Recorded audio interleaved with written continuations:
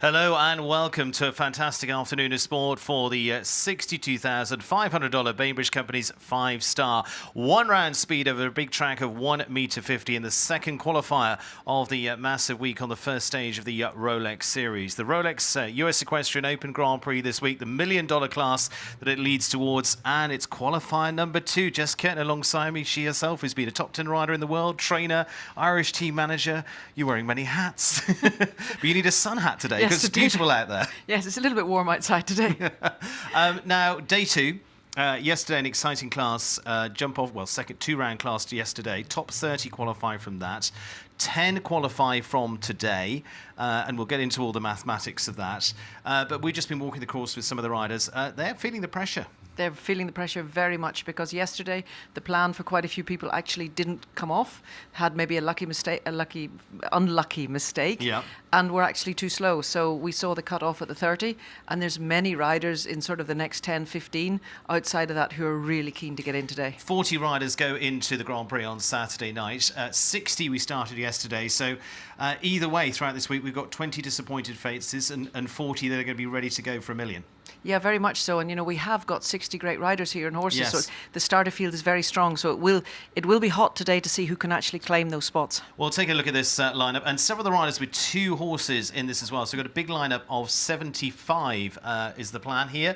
Adrian Sterlich starting it off with her Oshawa Grand Prix winner with Orija. Laura Kraut goes early. Now, again, she and Christian Kukuk, they're in the safe zone. They've got their qualification done, so they've got a little less pressure, but they're going for plenty of money here today as well. Daniel Blumen, Colby VV. It's interesting. We've got quite a few of what will be the Grand Prix horses should they qualify in today as well. Well, yes, very much so. I think, you know, some of the riders used horse number 2, horse B, yesterday in the hope to save the horse for the $1 million. But then when they didn't qualify, well, they've got to get the big guns out today.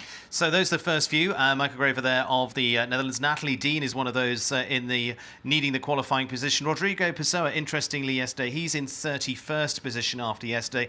Now, if riders are not part of the top, or there are riders that are part of the top 10 today that have already qualified, it reverts back to yesterday, so he could get in. But Giorgio de Lips has been a fast horse and gives him a good chance here today as well. Yeah, I agree, but I do think that Rodrigo is one of those riders who can sort of half relax today because there's a huge chance. I'd say there's a 90% chance that he gets in for the final.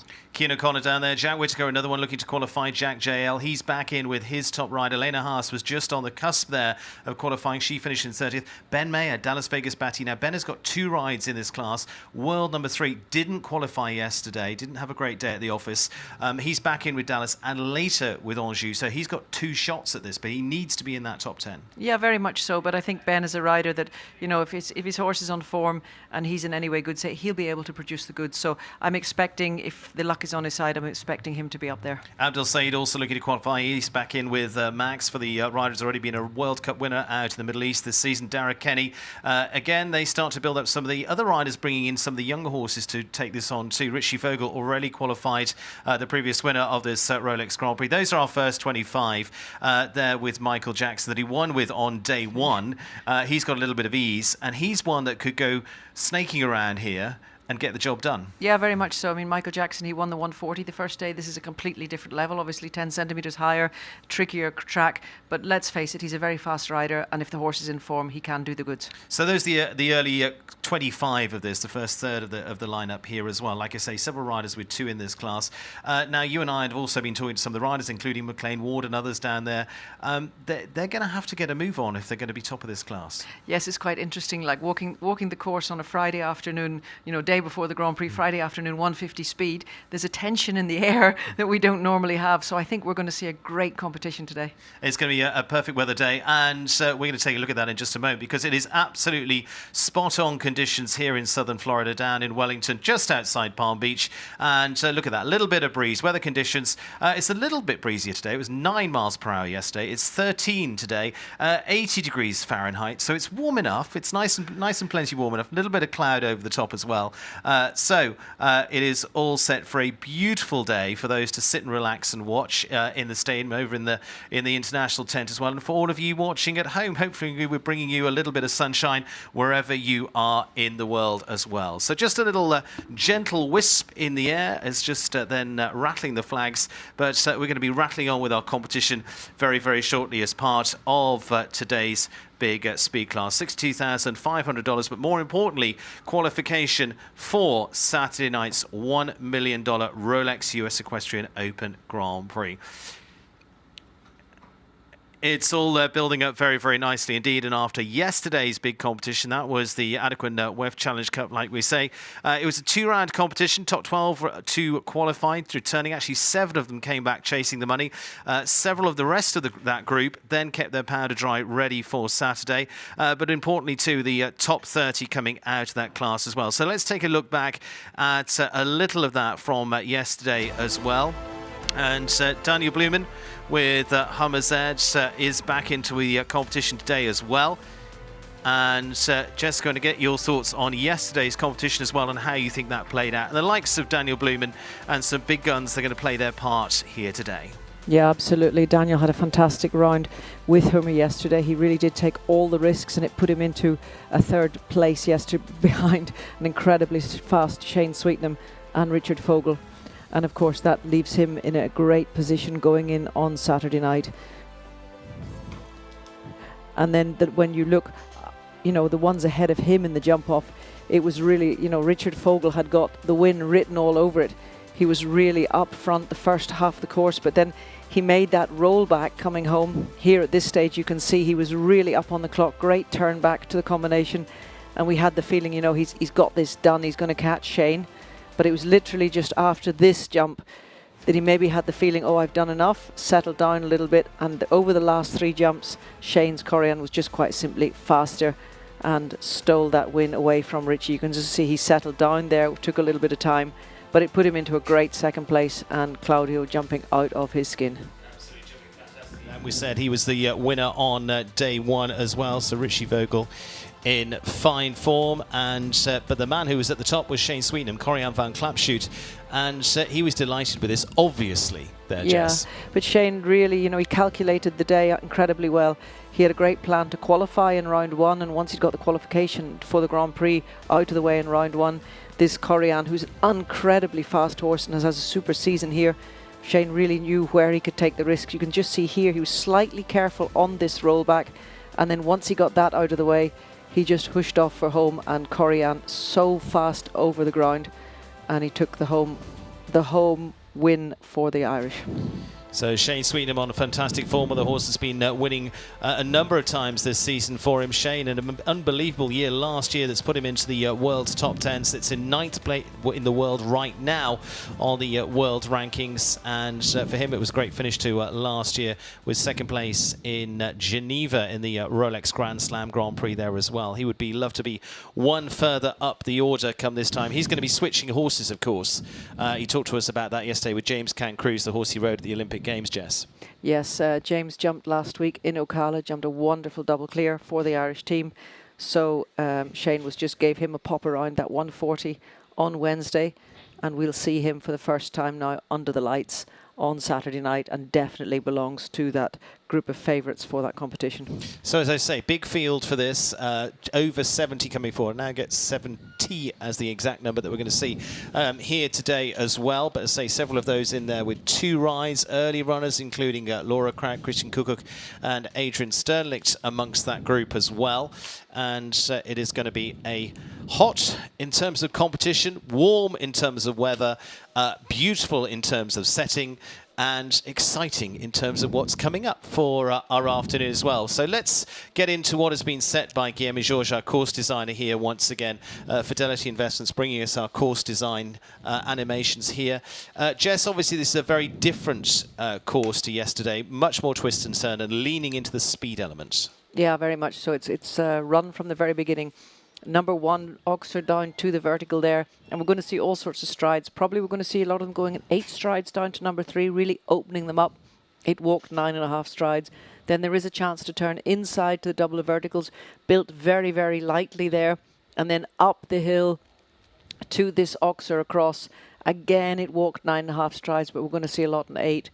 Walked 9 strides into the Dragon double, the red double, and then they got to turn inside number 1 back to that palm tree ox. So that's a little bit of a tricky turn because you turn back on yourself up the hill. It walked 4 3/4 strides to that vertical. I think we'll see 4s and 5s there. and then you can do 7s and 8s down here to that oxer with the striped rail. So it will be a lot to do with the length of strides. A roll back here, of course, to the delicate golden plank around the lake. There'll be lots of different numbers of strides here, round to the double. And then when they get this double out of the way, it's a 7 or 8 coming home, but you do need a big strider, and there's water underneath that. There's a Liverpool in that, so they need to be delicate. 7 or 8 strides coming home. But it really is going to be all about the line that they take, and who dares wins. Who dares wins, and so we will see how this plays out, because top 10 from this class qualify for the Grand Prix on Saturday as well. There's a few of the stats here. Meter 50 in terms of height. Grand Prix itself goes up to 1 meter 60, 75 seconds the time allowed. What does that mean? Well, you go around this course in terms of a set speed, 375 meters per minute. You need to be averaging that around the course to stay up with the distance that they've measured. They've done the mathematics on that, and you should be around here in faster than 75 seconds, ideally.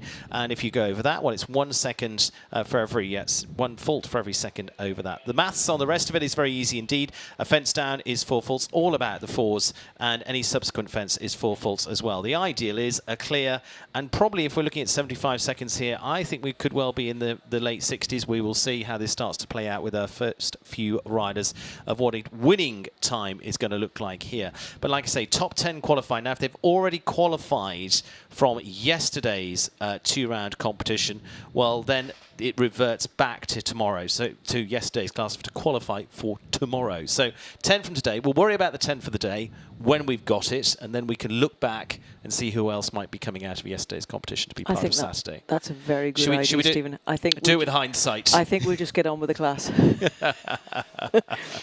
We'll do it with hindsight. So we are getting ready for what, as I say, is going to lead into tomorrow night's exciting lineup here for the $1 Million Grand Prix, and a fantastic night ahead. But established over 50 years now, Wellington International is the world-renowned home of elite equestrian sport, hosting the Winter Equestrian Festival. It's the place to be in the winter, and looking forward to the 2026 festival, keeping on rolling along with another successful week. The stakes getting bigger than ever. Join us, and it's going to be an amazing night of competition for that $1 Million Grand Prix here in Wellington.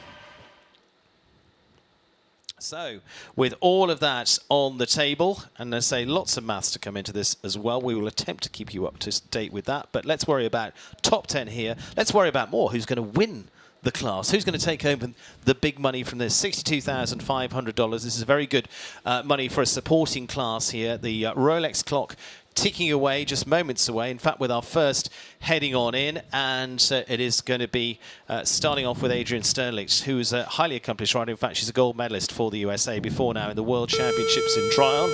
Team gold there. And this is actually the horse that she rode to win the Grand Prix in Ottawa in Canada last year, Starlight Farms Orija. So she's going to her top Grand Prix horse today as well to try and get into the qualifying spots for this as well. So Adrian didn't have the day yesterday that gave the qualifying. So Jess, as we've talked about, some of them are really going, okay, straight to what would be my Grand Prix horse, or the horse that will suit this most. We need to get this done. Yeah, absolutely. I mean, there's no point in waiting for the Grand Prix that you're not qualified for.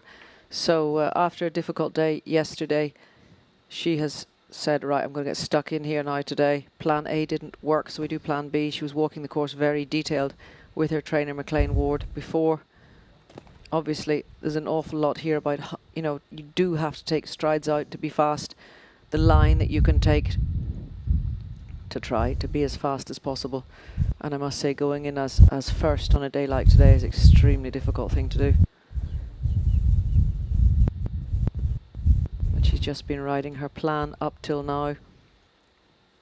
Orgia wouldn't be the fastest horse. It's not really a typical speed horse, but they're doing a really good job here. She opts for the 5 strides here.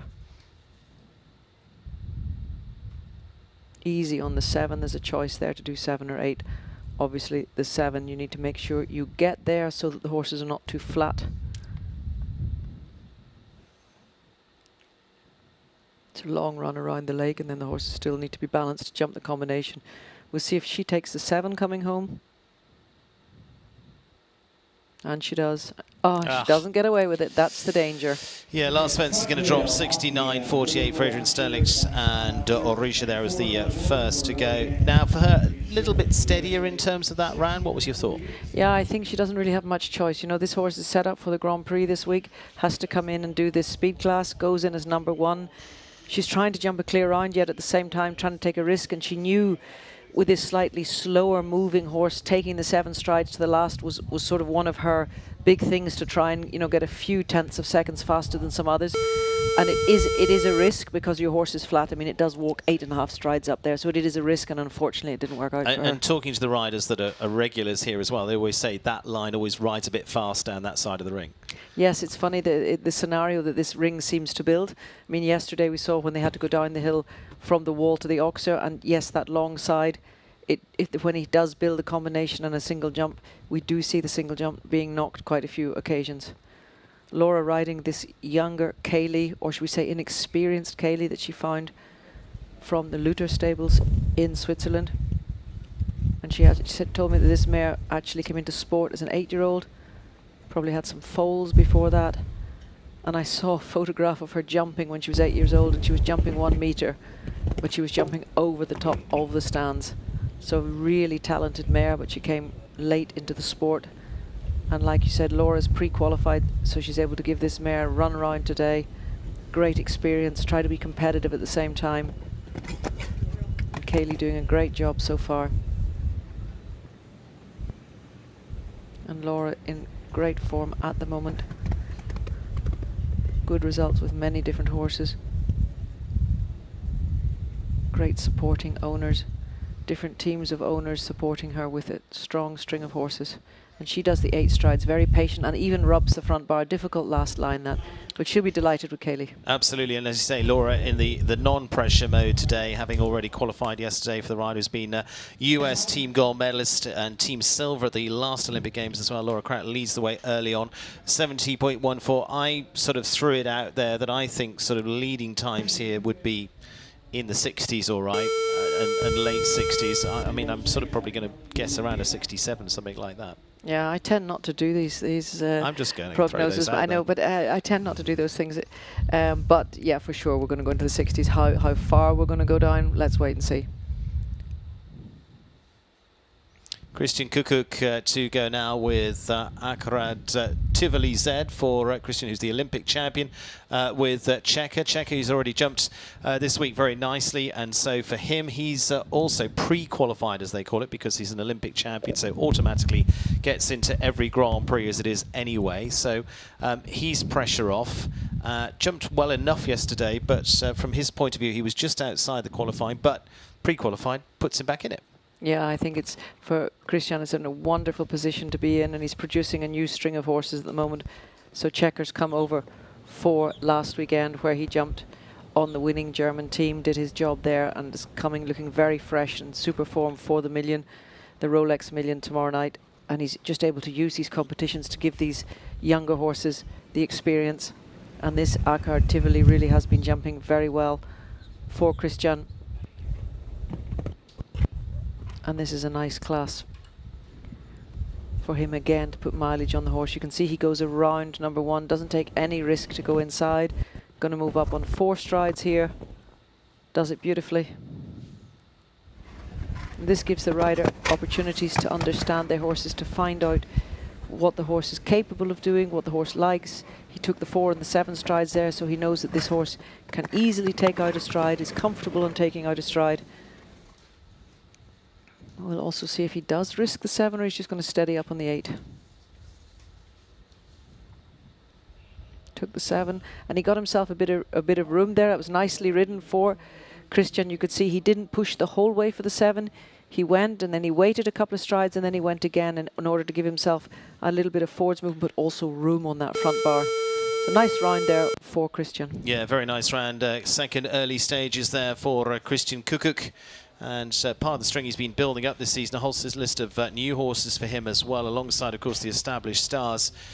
Takes a good fly down the last line there for Christian, going into second of the very, very early stages of this class. René Dittmer Now of Germany. Now he was outside of qualifying yesterday, returning actually with Cody, same ride again by the gelding by Kasalarski. He was part of the winning team for Germany in team competition Nations Cup just last week in Ocala, and now has also been a winner out here in the United States of the Hampton Classic Grand Prix 2 seasons ago, one up in New York last year. But this horse, actually more than probably Corsica, which is his Grand Prix ride, is suited to this. Oh, very much so. Cody is a very competitive horse.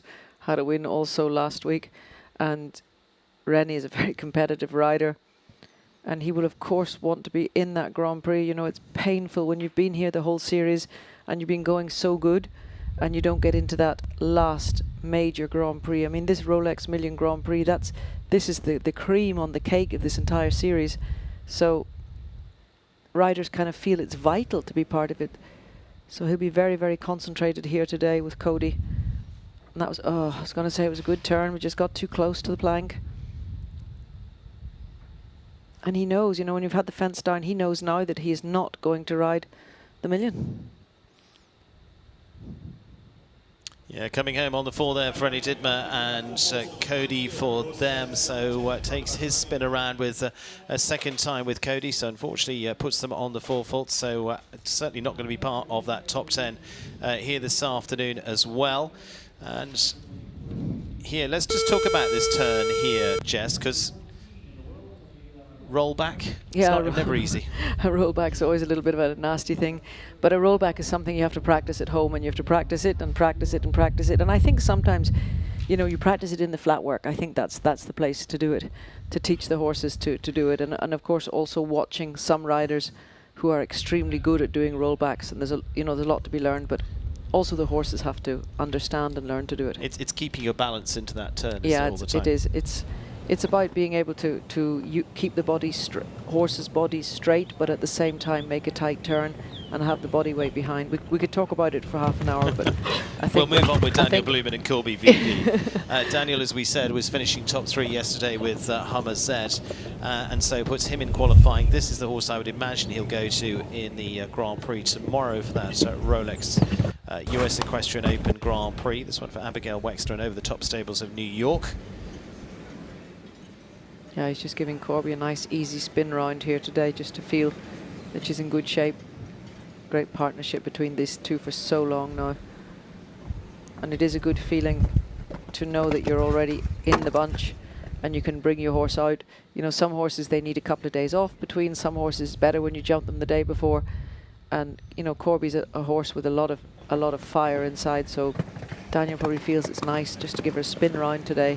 See the ring, get comfortable in the ring, and just basically feel match fit, I guess. If you, as you say, there's a danger that you do too little, and then you're a little bit slack on that. You're not fired up enough. Yeah, but that's it. But you know, this partnership, it's so strong at this stage. He knows her inside out, and she knows him inside out. And you know, it's nice. It's a non-pressure round, so he can give her a little spin round today before she really has to dig in deep. Because I'm expecting that track tomorrow evening to be something quite incredible. Yeah, just a couple down there, but again, he's not going to worry too much about that being more a casual round for them ahead of the Grand Prix tomorrow as well. Laura Croughton leading the pack so far, 70.14. And so on to Michael Grever now of the Netherlands. Trelawney Farms, Rubens, also part of the Dutch team here in the United States last week as well. He's also in the position of needing to come out of the qualifying group as well for him, so looking forward to, actually he finished 15th yesterday. I'm going to correct myself there. He was 15th yesterday with Denver, so had a good round. He's in qualifying and so again can take a shot at this class. Yeah, absolutely. A great round yesterday and giving Rubens a shot now at it. And of course for Michael it's really it's a good feeling, because when you've come over for Europe just for these 2 shows, it's a big effort to come over, and you really feel that if you hadn't qualified for that Grand Prix, that we're really missing out on something. But he's got the job done. He's got the ticket to start tomorrow evening, so we can give the less experienced Rubens a spin around here.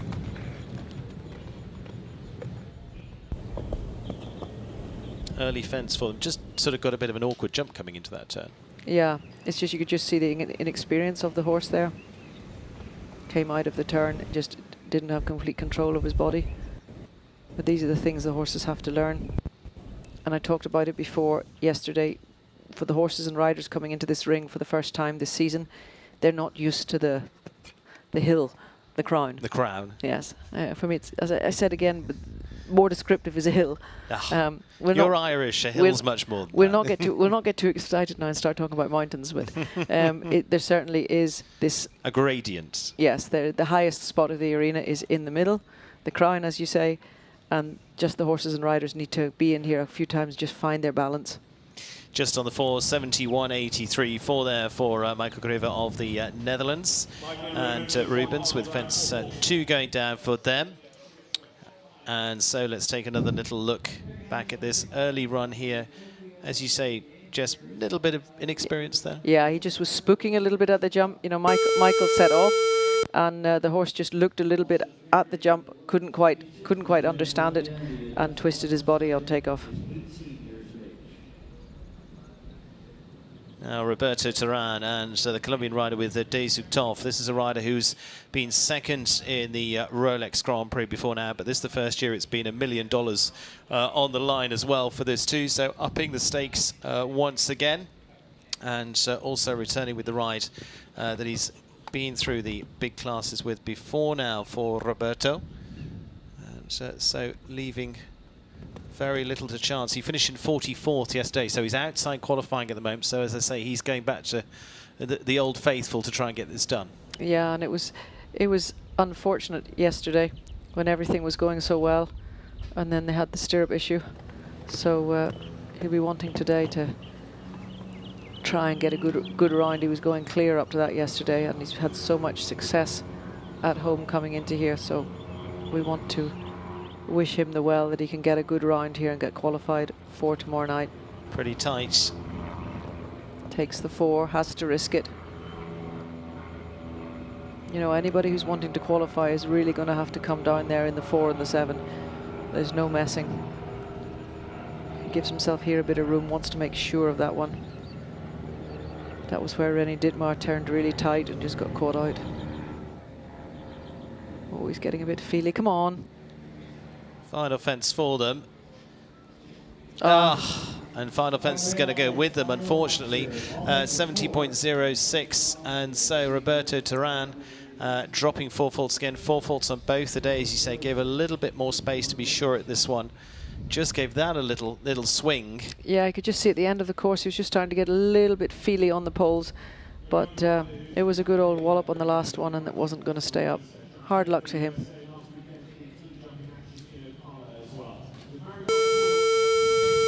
Well, now to one of the riders is going to be looking for a qualifying position as well. Big part of the US team over the last few years as well is Natalie Dean. Now, Natalie's actually got 2 rides in this. Several riders got 2 rides. She's got a Coterem to come a little later, which is probably her most experience of the lot.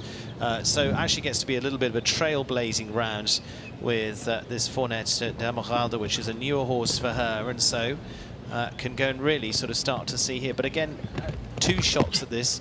I suppose you have that little bit of a breather of going, okay, well, I'll take one good run at this and see what happens. If I get one behind me that leaves me 2nd or 3rd or something, then I can breathe a little bit more. Yeah, well, that's the interesting thing about this class. It's very seldom that you have, in a qualifier like this, you can have 2 rides. And this is great for Natalie to be able to have 2 shots. She's a bit unlucky yesterday. Missed the cut, is a little bit too far away. It would take quite a big shove for her to get into that Grand Prix from her result yesterday. So she'll be looking to get 2 really good shots and try and put her in the best position possible. Giving this horse a lovely ride at this moment. Trainer Jos Lansing is also here with her this weekend. Oh, that was a bit of a ropey turn. Got away with it. Get in trouble, you got to get out of trouble. Exactly. She's coming in. Oh, she took a big chance there, yeah. Big risk around the corner there. That was hard luck there. She got away with the plank, and I might have just felt I need to make up time and got herself into no man's land. Well, it was going to be a fast time, 69.42, but unfortunately it is going to be 4 there for Natalie Dean and Fournette d'Amoralda. Like I say, she comes a little later on with a Coterem. But of what I was saying a little bit earlier on about times in the 60s and when we're getting up to leading times for our top 10, I mean, we saw René Dittmar ran in 66 which is sort of, I said sort of 67 direction maybe. Interesting to see that. She was getting in the 69s, but yeah, you're now just going to have to go all out with a Kota later. Yeah, and Akota is such a fast horse, and Natalie feels very comfortable with the horse, so she still has a great chance, and her team around her will of course be outside motivating her.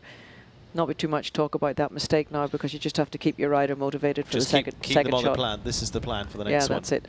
You just got to give it your best shot. Australia's Hilary Scott now. Hilary with Clarimar, the mare by Clarimo for Hilary, who also has been jumping this week with the horse that she took to both Paris Olympic Games and World Championships before now. A fantastic family operation. Oh. Oh. Oh. It'll be no at the second. Well, that was unexpected. Yes. It's funny, the second horse that's taken a good look at that jump, and it doesn't seem anything really very special, but obviously the angles of the poles on this sign underneath is, for some horses, a little spooky. Something they're looking at. I would say there's a fence they've seen plenty of times this season as well. Yeah. So. Yeah, the heat is on. Heat is on. And of course she knows as she continues this round, she does know that her weekend is over, as far as internationally concerned is.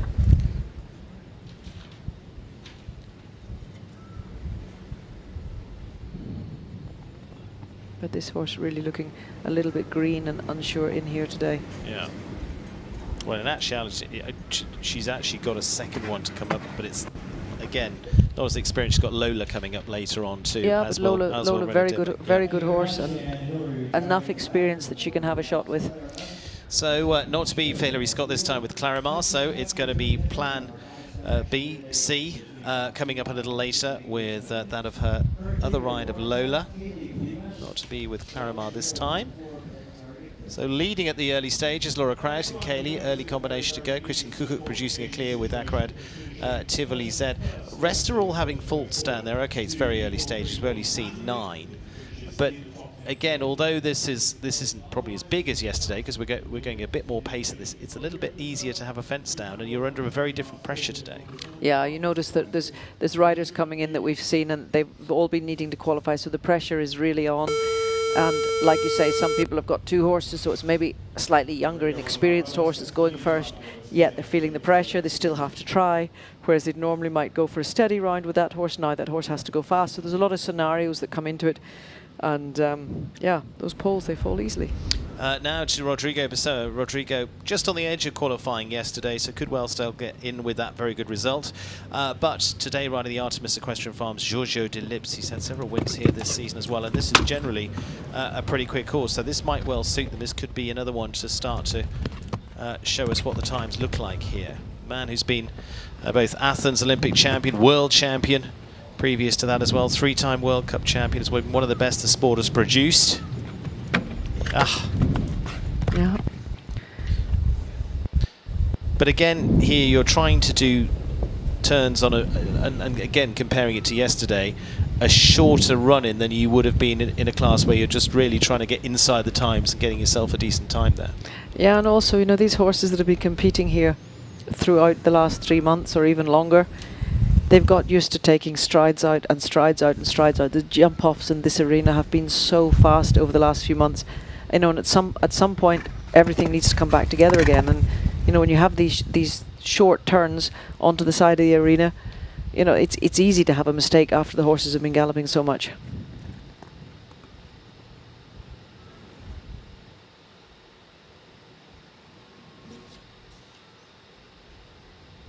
But Giorgio just looking a little bit tired today.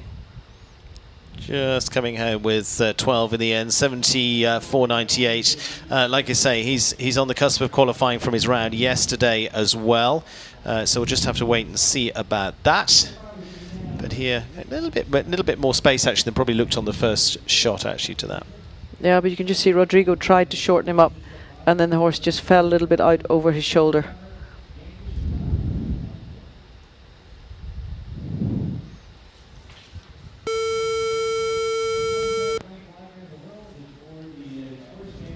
So Rodrigo waits to see what lies ahead for the weekend. Cian O'Connor now is another looking to book his place here, the world number 23. And here again, I think got 2 spins in this class here today. Didn't get into that qualifying list yesterday, but as a very strong combination here.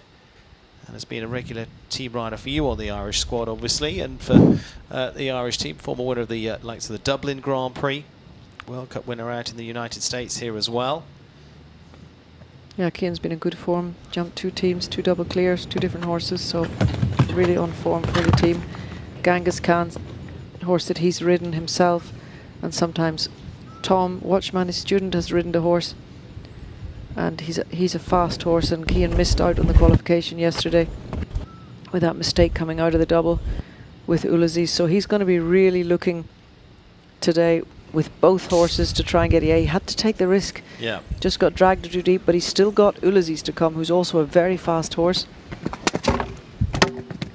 And this is the problem we start to see. You know, he put the pressure on Genghis Khan, turned tight. He just steadies down now and brings the horse home safely, because he knows his second shot, Ulysses, he can have another go. So there's no point in rushing this horse home the last few jumps. Last fence just going to drop there, but is there a little bit of as well, if you've got 2 horses in this, you go, okay, like he's finished off his round there, that you go, okay, I'm getting a good measure of what this course feels like as well. But I think for a very experienced rider, that's not really as much. It can be a little bit that you say, oh, I'll ride that differently next time. Certainly for a young rider and an experienced rider, it's wonderful to get 2 shots, because you can go in, jump your round, and when you come in the next horse, you really can just focus on your riding. You don't have to worry about the distances, the jumps. You've been there, so you can just focus on your riding. And I find competition for younger riders, when they can ride 2 horses in, you know, ranking class and upwards, brilliant. Yeah, absolutely brilliant. Emily Conte now, 26-year-old, with Quiberon P for Emily. Emily, who was winner of a 5-star Grand Prix here last year. Fantastic build-up for her. And that was with a different horse to this one. Quiberon P is the Belgian-bred gelding by Quinn van der Herfink. This 10-year-old for Emily, and unfortunately he's going to have the first fence. Yeah, that's a bit heartbreaking. She came quite carefully with Quiberon to the first jump.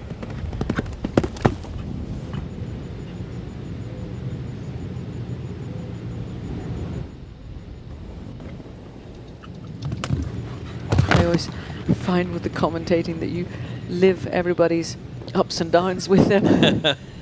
And, you know, in a situation like that, you end up sitting here going, oh no, first jump down, oh, heartbreaking. And you're going to go and chat to them later about it, that's the thing. Yeah, But from Emily's point of view, she's sitting just beyond that, about 32nd in qualifying yesterday, so she's on the edge. She might well get in for tomorrow, we'll see. I'm pretty sure that the likes of Rodrigo and Emily are going to get in, but you know, it's never a foregone conclusion. You always have to wait and see. Plus the fact we've already seen a few pre-qualifieds not do well, so we'll have to see how the scenario pans out. But there's so far to go in this competition. There's no point in us hedging any bets or thinking about anything yet. But I do think that she's sitting in a pretty good position to be in. Going to be a little bit of time to add there as well. 2 for time as they go over the time allowed of 78 seconds. So 2 to add there. It's 2 down, so 8 faults plus the 2. Total of 10 for Emily Conte there, as unfortunately first fence comes down for her with Quiberon P. Suddenly feels a longer way around, gets high there, drops down onto that just back bar. As all part of our lineup. There's our top few at the moment.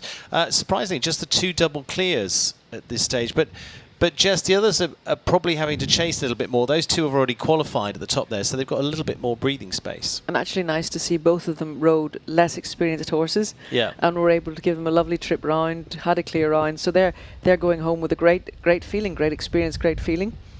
And the others, they're riding for a different goal. Riding well already. Unfortunately, has the Rolex fence down. There is Ansgar Holchers Jr., the 21-year-old, the young US rider who has already won Grand Prix here last year and previous. Finished very well onto the podium too this season. This is going to be Kennedy Z. He was up into, what, 22nd yesterday, so gets himself into Saturday's Grand Prix. And again, a little less, I think he's just given him a little pat and going to say, I think we're done at this point. Yeah, I think he just felt that the horse wasn't firing, and he's had a long season, so it's enough. But he's really been having such a great time here together with his parents and his trainer, Rennie Tebble. It's been progressing his career weekly.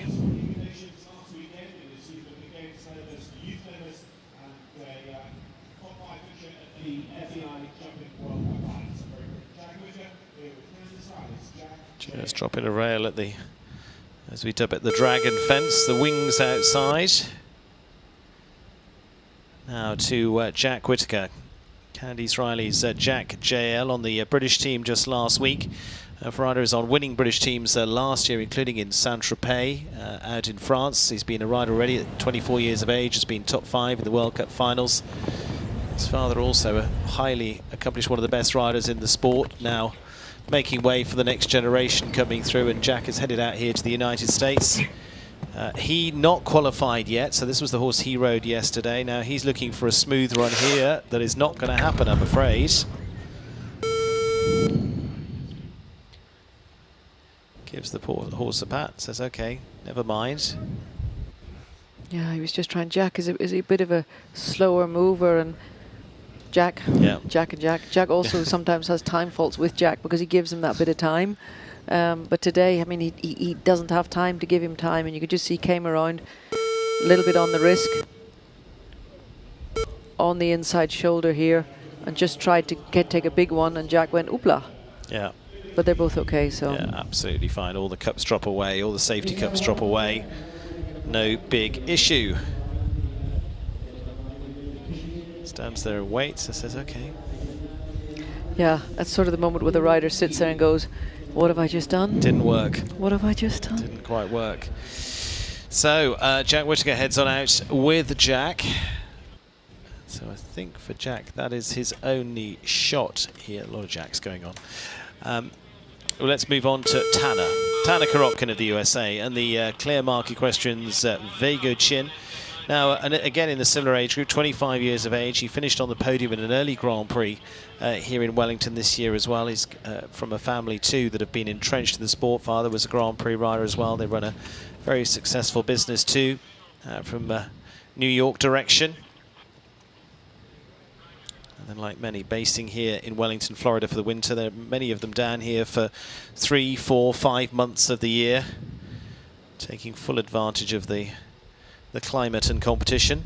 I was about to say how sort of fairly smoothly he came through there, though. Yeah, he came in good and then just didn't answer coming out. But great experience for Tanner at his young age here, jumping around. Yeah, and you can just see this horse struggling now a little bit with this course.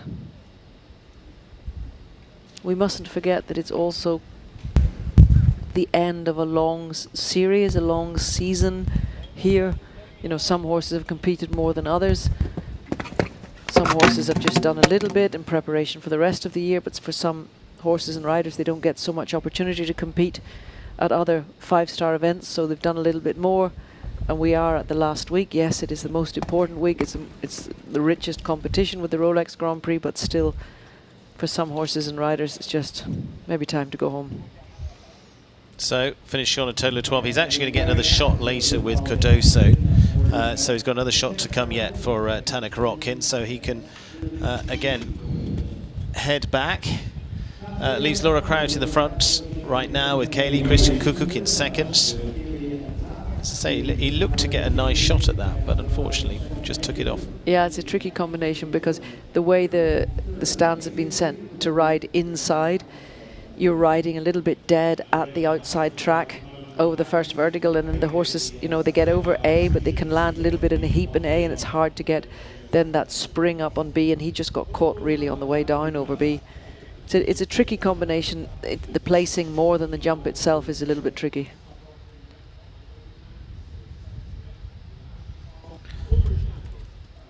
So moving on to Spencer Smith of the US, and this the Ashton Farms and Stormbridge Capital's Fantasia for the 29-year-old who's been winner of Grand Prix both here in Wellington and over in Europe as well. Global star, and been part of winning teams for the US before now, including in Dublin. Much of that with the horse Keeneland.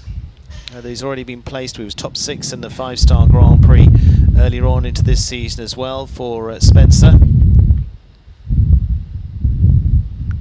We'll see how they get on today.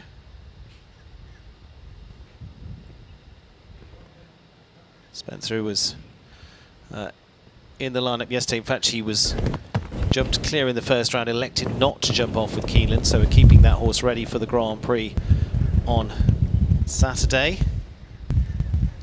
Yeah, so he can be competitive today. You can see he went around that stand at the bottom of the arena just to make sure he got that jumped.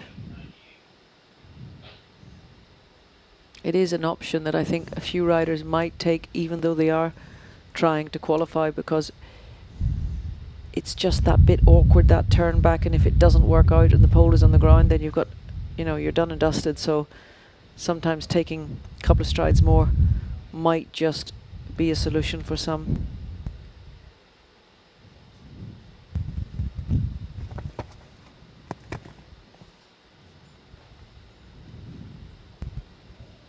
He's really just slowed it down now after the mistakes. He just wants to regroup, try and give Fantasia a good feeling for the rest of the way home.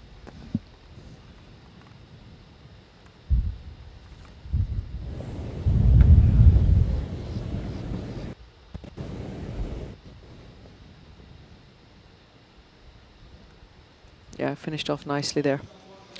So Spencer Smith there finishing on the 8 at 81.02 with Fantasia. Like I say, for him, he is going to be back on Saturday night. And look here coming. Oh, yeah, thought for a second about it, Steve. Yeah, he just got a little bit closer to the jump that he wanted, and then the horse wasn't able to stretch enough for that back bar. Turn inside and down the hill again. One of the more awkward turns in the competition today. So Laura Kraut still keeping the lead at the moment. Elena Haas and Casino Royal. Now she was in 30th position yesterday, and so I think the 22-year-old should get in for Saturday night all right. But now means she can have a run here. She had such a super run through Calgary last year. Was part actually of the US team there too. Yeah, and she set off to number 2, but Casino Royale not getting the height on number 2. Again, you're trying to get through that double, but many of them are trying to make that turn as well at the same time. You've got to, it's split second, isn't it? Yeah, it really is, and it's one of those things that just has to be trained at home. No horse likes to make a tight turn onto the outside track, and then when it's an added fact that it's a double, it makes it doubly difficult. It's hard. So yeah, it's one of those things that just has to be trained.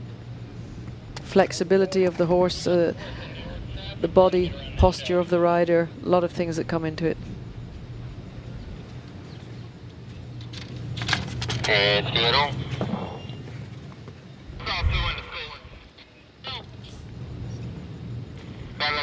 She'll be very happy that she got herself in a good position yesterday.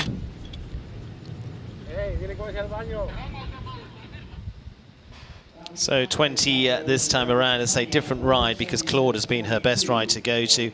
Casino Royal said total of 20 today for Elena Haas, and so not a competitive run. This one early fence down at 2, and again you want to get going, don't you? And the triple bar is encouraging you to get going because it's a fence that gets you up and forwards, and then you're off and rolling. But unfortunately, the rolling is sometimes too much.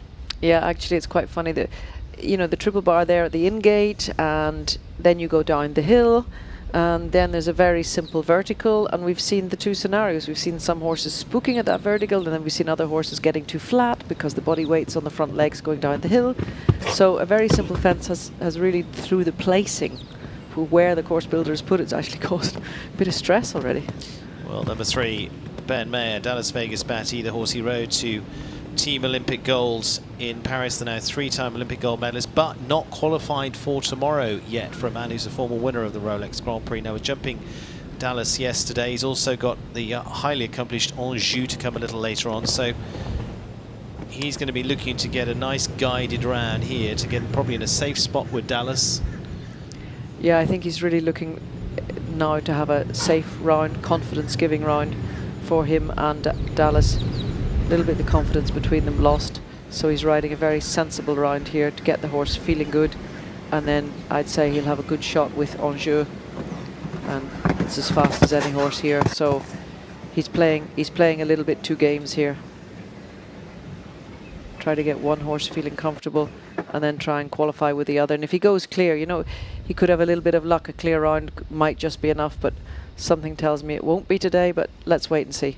But it's nice to see the two of them really finding their stride here, yeah, and getting a good run under their belts. Yeah, didn't have the round they wanted yesterday, but much more back in their natural groove today. 75-31, clear there for Ben Mayer and Dallas. It's a little bit steadier for them. But Christian Kukuk, similar sort of score. His 75-31 from Ben Mayer. Christian Kukuk 75-27. They are sitting second and third at the moment. Yeah, I mean, for now he's sitting very, very pretty. And, you know, we're seeing how the mistakes are coming everywhere in the course, and people are starting to struggle a little bit. So it was a great, sensible round from Ben, confidence-giving round, and also good to see how, you know, an accomplished rider can find that self-belief just to come back after a difficult day. There's the top few at the moment. So we see Ben Mayer there going into third, Laura Kraut leading with Kaylee. It is on to Darragh Kenny now of Ireland. He was also in the group yesterday that qualified for the second round, didn't jump off. He was on the very good Eddie Blue today with the 11-year-old Caney E4. Darragh, who's also been a 5-star Grand Prix winner this season already as well. This again is one that's he's just been bringing along quietly through this season too. Oh, get away with it. Yeah, Darragh was very happy to have the qualification done with Eddie yesterday, and of course saving him from the jump off. They'd be one of the favoured competitors going in tomorrow night, so he might as well just sit tight and wait, and giving this Can E, as you said, another one that he's building up here, giving him a bit more experience. Promising horse for Darragh. It's always so important for the riders to keep producing more horses, whether it be young ones, whether it be older ones, but you just need to keep producing new horses into your string to be able to support those superstars, that the superstars just have to do those big events, and these other ones can take the rest of the workload. And that's a lovely round there from Darragh and Can E. Yeah, very nicely done. The 73.89. Only done about 6 FEI rounds between them so far. Probably done some national stuff here as well. But goes into second for Darragh Kenny so far. Laura Kraut with Kaylee is leading at the moment. So it's Can E and Kaylee. Kaylee, yes. It was obviously a K year. Back to the plank tick's probably one of the best shots we've seen at that so far. That's not unusual. Yeah, no. Highly talented rider. Kaylin Campbell now of the USA, and the Marisol Equestrians, Cosm Cuesta van der Heffing for Caitlin, who's competed as part of the World Cup finals before now, has been through a strong season over in California on the West Coast, where she's now based. And for her, well, she was sitting in, what, 35th yesterday, so just probably on the cusp of those. We'll see that might squeeze in there, but for her, she can head in with a different horse, take a run at this. Yeah, she's sitting in one of those slots that you just kind of have to look to the show jumping god and hope that it's going to be your day that the sun shines. But she's really such a competitive rider, an amazing string of horses. She and Ilan Ferrer, when you see them in the practice arena, it's really such a well-oiled team, how they work together, and everybody knows their job, and it works very well for them. Caitlin taking a little bit more space here. Just see the way she used her body, just kept the rein short there, used her body. Oh, she's in trouble here. Come on. Yeah, trying her best to get it sorted. Horse just took a little bit of a run after that plank. Takes the last down too, so it's going to be a total of 869.48, 8 there for Caitlin Campbell and Cosum Cuesta van de Heffink. And so, as you say, was going very well, just got a little bit out of their rhythm on that turn. She tried here to sort of get things back. Yeah, you can just see he saw the water and then he lunged off to the left, and of course messed up her rhythm, and that was that.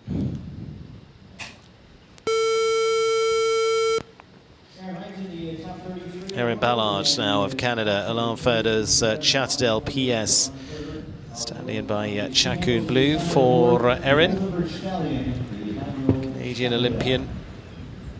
Yesterday finishing to 4th place, the different horse with her game ball. Today with a 9-year-old.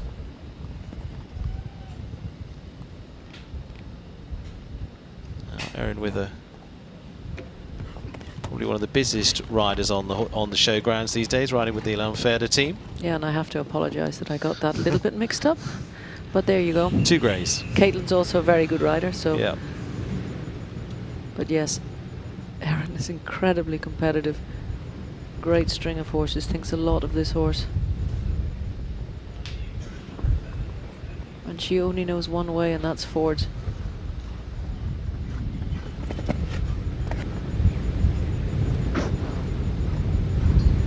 Again, giving a little bit of Caitlin and Erin giving a little bit of space there. And for her, she's just bringing this home in a nice run. You've got 4, you've got to teach from this point, haven't you? That's it, yeah. She'll be very disappointed at that, but another mistake. But again, she was having a good shot and got caught out. Going to leave them on the 8:68.53, and so still leaves Laura Crouch in front with Kaylee ahead in this Bainbridge Company's 5-star this afternoon. Going into 10th spot there on the 4. Yeah, she came disunited around the corner. Got it sorted, kept going, but on the 4 the horse just didn't finish behind, and it was a little bit of a cheap rail. And here, coming for home, yeah, and just comes on that back bar.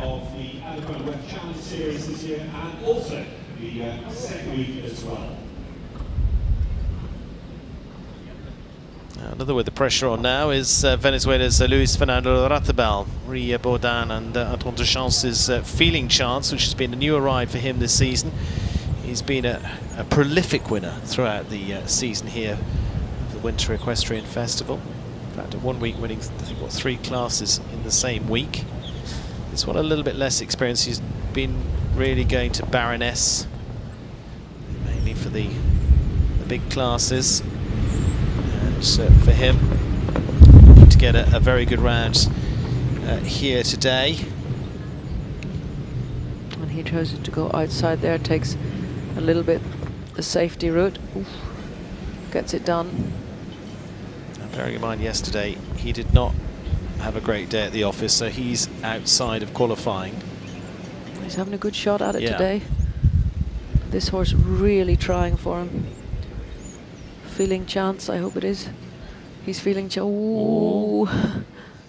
He has to stay a little smoother now.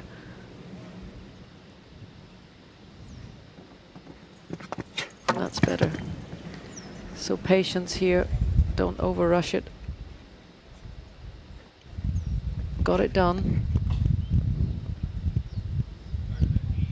Not looking too bad with the time either. Stupid jump got in the way.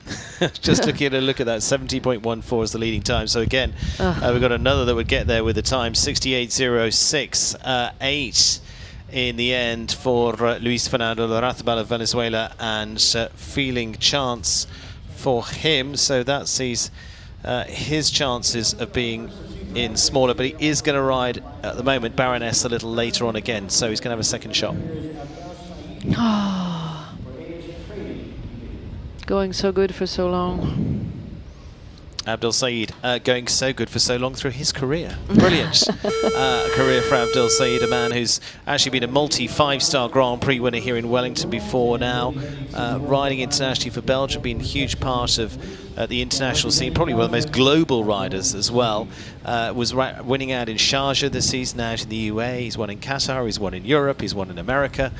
He's got a pretty wide CV when it comes to geographically where he's won around the world. Yeah, Abdel is not frightened to stand on a big legs. He has horses all over the place, has his team everywhere, great team of people supporting him with his horses everywhere, and he really loves the challenge. He loves the challenge in the ring, he loves the challenge in the business.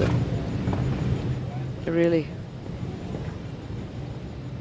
been very, very successful now with a very mixed string of horses. This Max looking very good. He's had good results out in Charger before coming here. Abdel coming over for this event. Yeah, he just a little bit went into the turn. He was just setting up the turn. Horse still a little inexperienced. Got a little bit caught out with that. But this Max jumping very well here.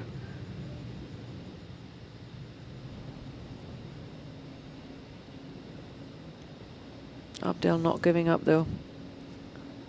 Well, right now, Four Faults is in the money as well, so well, that's it for him. It's a good shot. It's good experience for this horse as well, being just 9 years of age, by a very, very good stallion Grand Dorado that's been winning over in Europe as well. Again, I said about 67.95, just the 4 there. Thoughts, Jessica Curtin? Yeah, he's going to be disappointed with that. You can just see he jumps in coming from the right and he leans to the right on the way out, and that, for me, that's just a little moment of inexperience from this horse. Abdel was on it and the horse just let that outside foot just hang on the rail. But jumping really very well, this horse, and getting a lot of experience. So it leaves us at this point. We're going to take a little bit of a breather. We've got a couple of breaks to come up in this class with a big field for this. And it is Laura Kraut leading so far with Kaylee, Dara Kenny second with Kaney E. Kristen Kukuk into 4th place. Ben Mayer, the round he needed. Sitting in 4th at the moment, but there's a long way to go yet. He's got to wait and see, but he also comes up later with Anjou. Rennie Dittmer and Cody just on the 4. Again, he's got Corsica to come a little later, and Erin Ballard there amongst our top 12. We're going to take a little bit of a breather from the Bainbridge Company's 5-star. We're going to be back in just a few moments' time here from Wellington, and we've got lots more to bring you here this afternoon from Florida. It's a lot to take care of something as cool as a horse. So 3-day eventing is like a triathlon for horses. I'm counting the rhythm of the horse. If I move my seat in a certain way, they know the signals. We do ask a lot of them physically. I love to stand my horses in ice water. It makes all the blood move while taking inflammation out.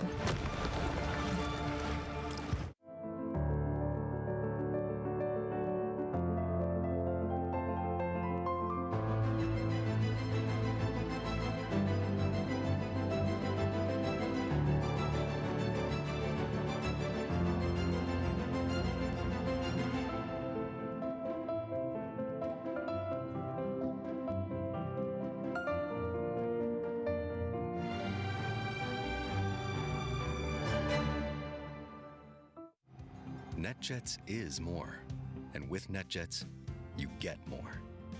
More exceptional service, heightened safety standards, and anytime access to where you're needed most. Do more and miss less with NetJets. Bainbridge is a fully integrated multifamily real estate company that has developed and acquired 43,700 homes, representing $8.5 billion in transactions. With more than 500 associates nationwide, we oversee development, construction, acquisitions, dispositions, asset, and third-party management. Based in Wellington, Florida, Bainbridge continues to grow its national footprint. Learn more at bainbridgecompanies.com.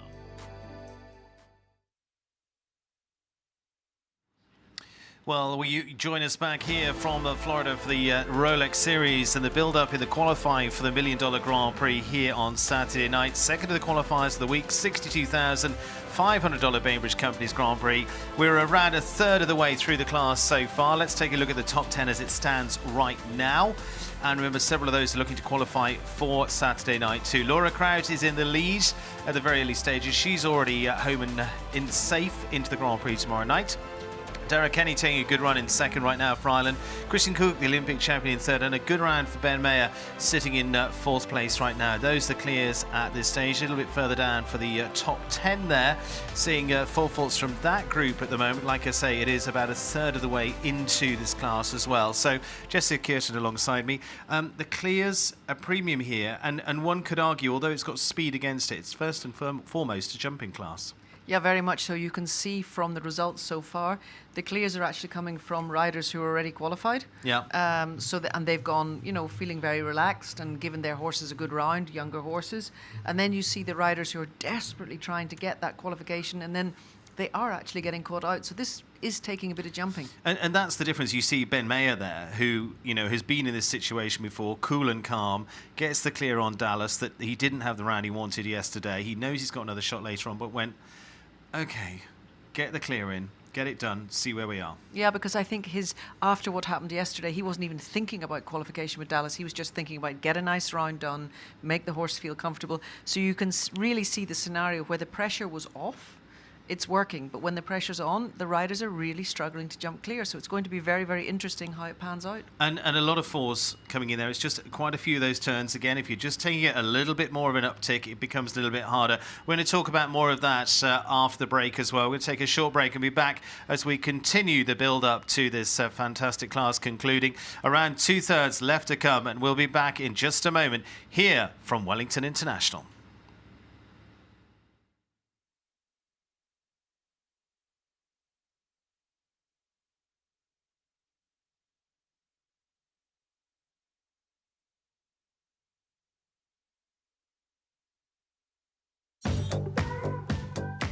SCAD, students have the opportunity to design their own creative careers. There's no better place to come if you want to incorporate horses with your education. I can come out to the barn and ride every day. The better rider I am, the more I'm going to know my subject, and it's a huge part of what fuels my passion when I'm painting them. It's really nice to be able to see those students continuing on with what they're passionate about and being so successful.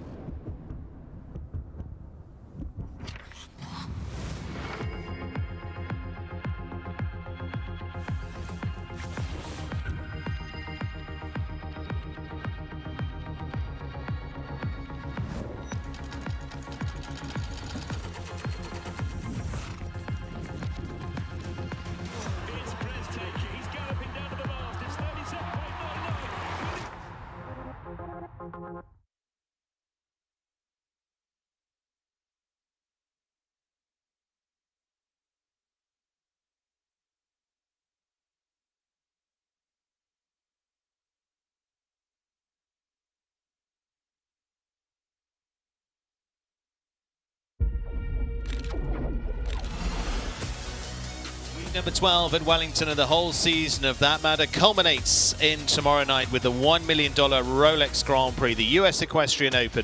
The event doubling is the 2026 US Open of Jumping. 40 of the world's best have been building towards this moment. Action gets underway at 7:45 p.m. on ESPN+. Tune in for the Grand Prix show at 6:45 p.m. on USCF Network and WellingtonInternational.com.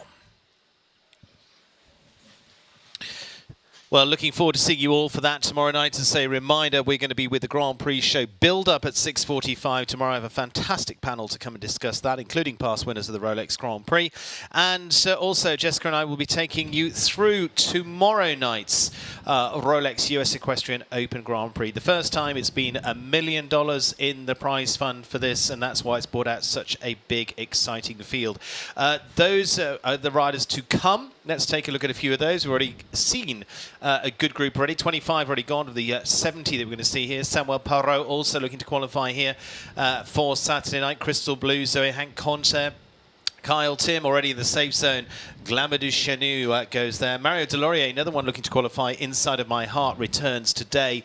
Is the lovely grey who was jumping yesterday. Pier Giorgio Bucci of Italy is making an appearance here too. He's been with us a couple of times throughout the season, but also looking to get in qualifying position, as is Donald Whitaker of Great Britain with Royal Red. Tyser Irwin. Good rounds yesterday, means she's safe and taking a run with Kobalina. Second shot for Cian O'Connor here as well, also looking to qualify. Ulysses is going to be his last shot at that. René Dittmar is going to his most experience in Corsica to also try and do the same. Marilyn Little, who's been having an amazing season here, twice has been second in 2 Grand Prix. This time with Narano. She had a super round yesterday. Laura Crack returns, already leading the class. Will be back this time with Una Malchaposa. Ken Farrington and Gray are one of the best combinations in the world right now, if not the.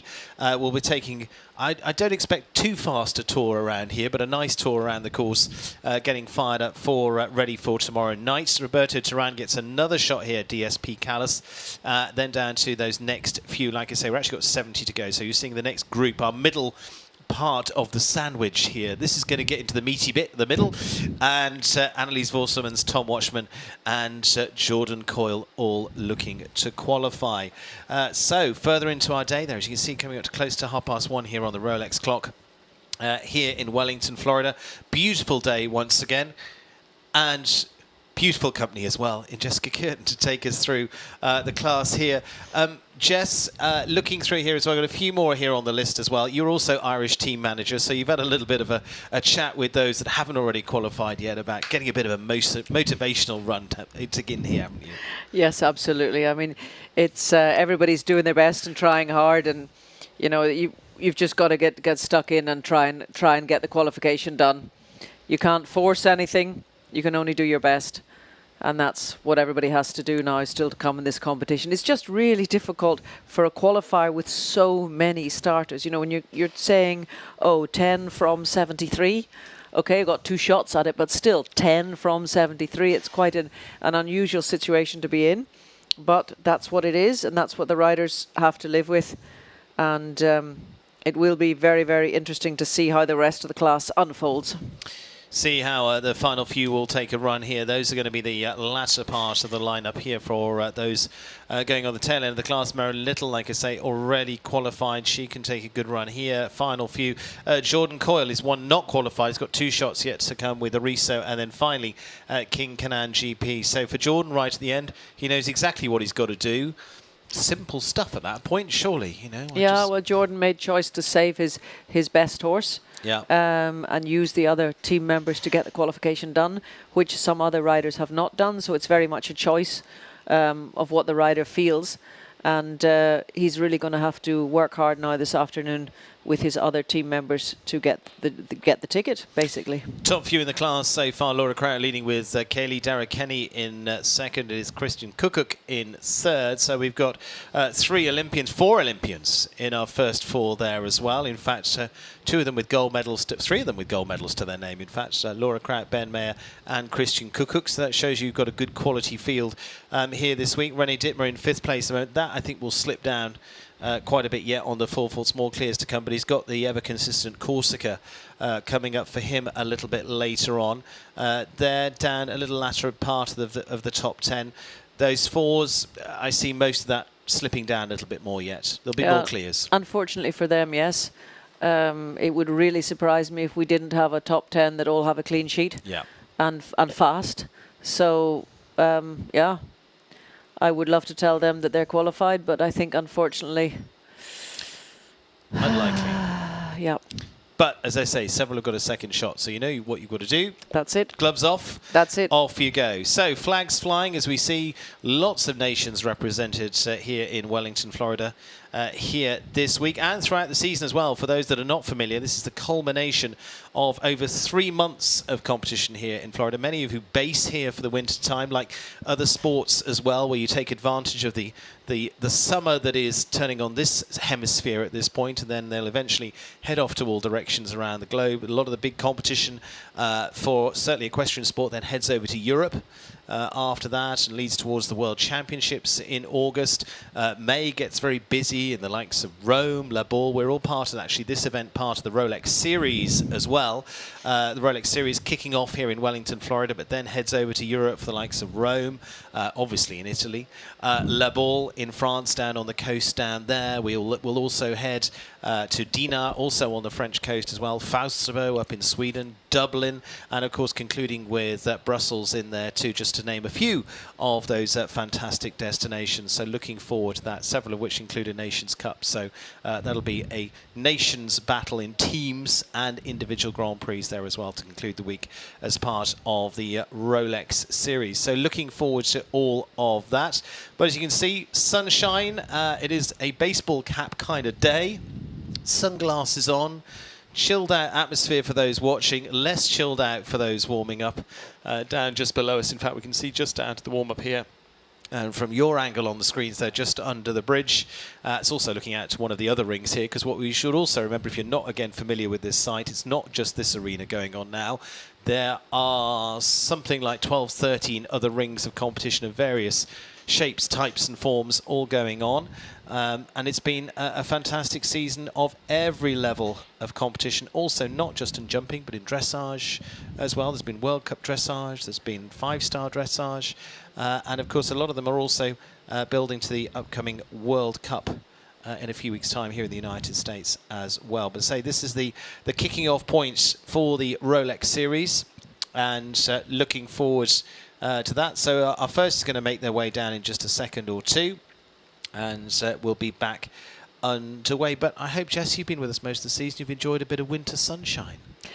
Yes, recently. Yes, it was a little cold in the middle. I have to say that at the beginning of the season here, I felt I was wearing every single clothing that I brought with me in one day, because it was pretty cold. But things have certainly hotted up now, and it's certainly a very, very hot day today. Well, let's see if we can hot it up a little bit more with Chile's Samuel Parro, multi-Grand Prix winner here in Wellington before now.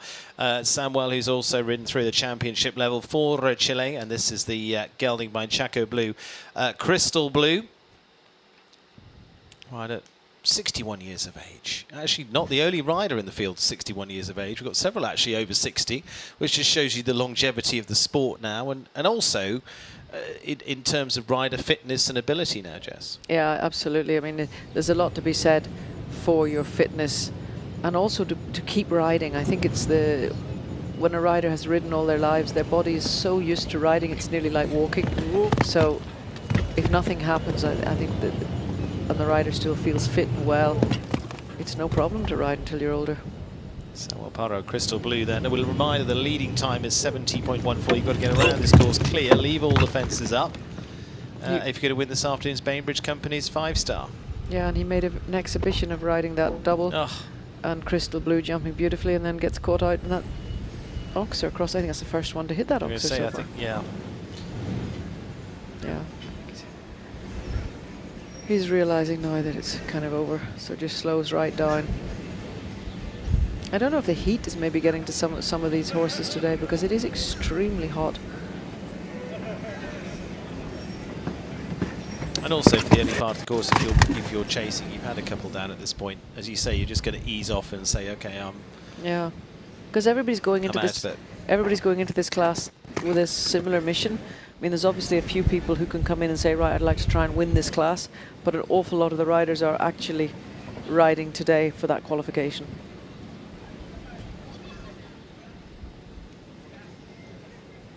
So going to be 8 there for Samuel Parro and Crystal Blue. And so, as you say, not going to put them in a qualifying position with that, unfortunately for them. Big class, though, to take a shot at those qualifying positions. Top 10 getting qualification into the $1 Million Grand Prix on Saturday night as well. I know I'm possibly repeating that, but also giving a good reiteration of what we're expecting. Zoe Hank-Conter to go now for the Stefex Stables. Melody Kay for the Belgian rider, the mare by Corne Tobolensky. Both sisters competing here this week, the Conter sisters. Yeah. Lots of other sports used to having sisters competing at the top as well, so why not join the pack? Absolutely. Both girls coming back from injuries, although Zoe's was a little bit more serious than Emily's. She had a broken leg. And I must say I saw plenty on Instagram of her really working hard in the gym to try and get back. She knew she was in trouble there, had a little chat there with Melody, but it was too late. Trains with Michael Duffy.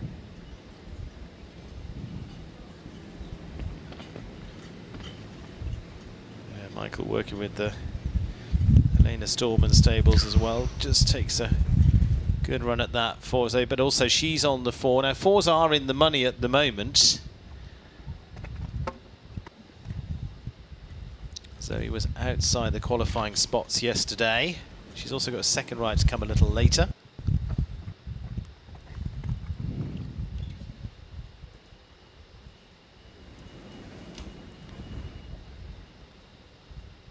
Yeah, that was unfortunate for Zoe, really, that early mistake. Otherwise, a really very nice round.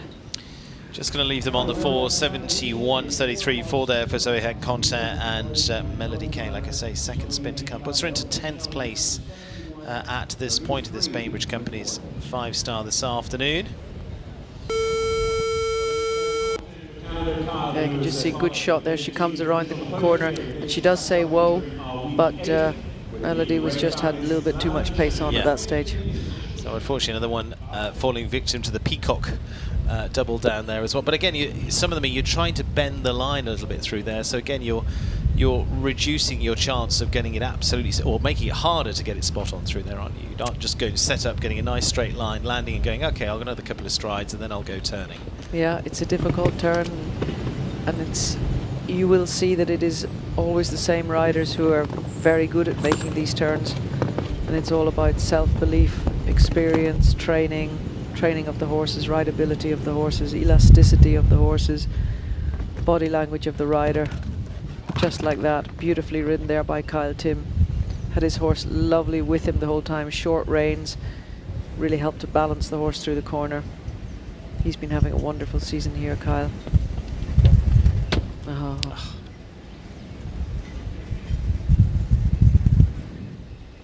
Sometimes I feel I should only just say sort of like nasty things about people. Every time I say something good, they have a fence down.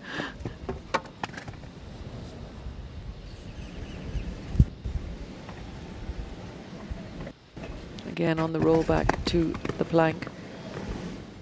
Kyle lovely with his body, giving the horse great balance and support through the turn. Really unfortunate mistake for him today, what was otherwise a really foot perfect round from Glamour du Chanou. Well, just on the 4, 67.20. Again, good time. And so actually will probably be good enough to put him into 6th place at the moment. René Dittmer is the swiftest of the lot so far on the 4 faults, though, at 66.6, but showing what is possibly on the table in terms of time. Another look back here, Jess. Yeah, he was really trying to get the horse back, maybe got a little closer than he wanted to, and yeah, he put his same as with Abdel, a little bit his balance to the right coming out. Was that the reason? Yeah. You're just trying to get into the turn, aren't you? It's just that tiniest fraction of moment where you've got to either way, which is really easy to do if you're sitting off a horse and watch someone doing it. Of course it is. It's not so easy sitting in a saddle doing it. Of course it is. Simple. It's like hobby horsing. You just get a horse's head and a stick and away you go.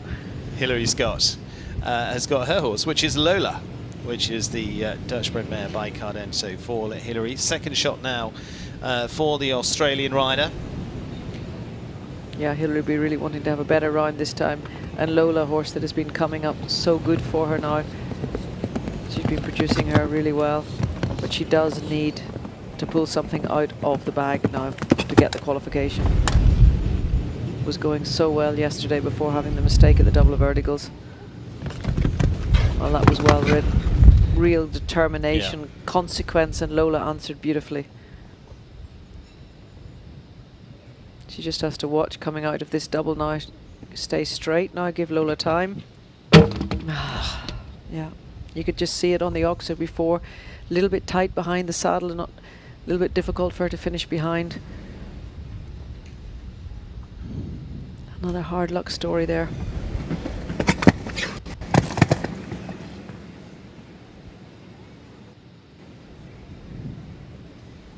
I think I'm going to have to get a box of tissues out soon.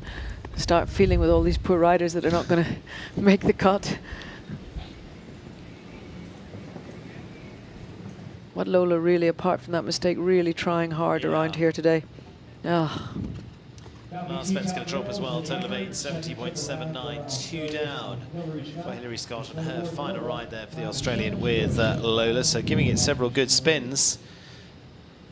Here, looking at this, and several, as you say, just trying to get a nice curve out. It's the riders that are ending up jumping the combination on a circle. The horses are finding it really, really hard because they're getting too much weight on that inside hind leg for B to push off the ground. They really need to see when they jump the double verticals, get a good shot over the Oxer and get a little bit across to actually come in, the same number of strides, but actually be able to come in straight into that combination. So you come in a little bit more in a straight line. Yeah, the horses are having, when they're jumping in the circle, the horses are having too much weight on that inside hind leg. You just can't get the kickoff. No, they're not getting enough power on the two hind legs. Inside of my heart is the 10-year-old for Mario Delorier, the 4-time Olympian, riding for Aram Apagumium now. And this the 10-year-old, got 2 super 10-year-old horses for another of the riders of 61-year vintage. And for him, I mean, a brilliant rider who's been consistently up there, top 20s in the Olympic Games, youngest ever winner of the World Cup final as well.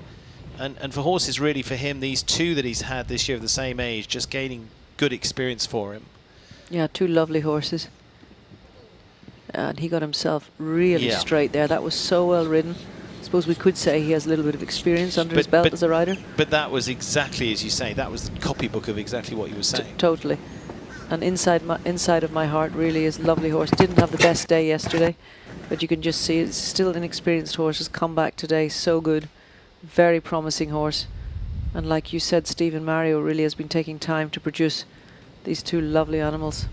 Has a really great string. Oh, well, there you go. Oh, it's going to be pretty quickly around, but probably not enough to make the top 10. Finishing on the 4, 68.28. Yeah, I don't think he really expected that mistake at all. And I must say, I didn't. We really maybe might get a chance to see that. Comes down there, really nice, big jump over the Oxer. And here he comes into the double. He's maybe a touch closer than he really wanted to be. But normally, she would have jumped it. Tough weekend for Mario. He has got one more to come. He's coming up on Genial a little later, which is the horse he rode to second in a Grand Prix here, 2 weeks ago as well. So yeah, I keep forgetting they've got the second shot. I'm trying to keep track of it. I'm not always keeping track of it, but I'm trying to keep track of it. Pier Giorgio Bucci, he is one who is outside qualifying right now. So on a 9-year-old here with Casalia DG for PG. And again, he's a hugely experienced rider, from European Championship medals to World Cup wins. Again, has been spending various times here in the United States as well. Let's say outside of qualifying position at the moment. Yeah, an untypical day with Hantano yesterday. Horse that's normally so consistent. But this man has got plenty of scope himself, and is certainly somebody who doesn't give up too easily. You just see how he had to commit there on the turn. Casalia answering very, very well.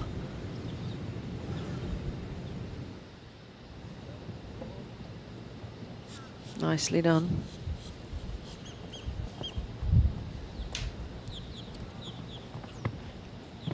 There's a lot going on with all these turns, you know, the horses have to stay orientated, stay concentrated.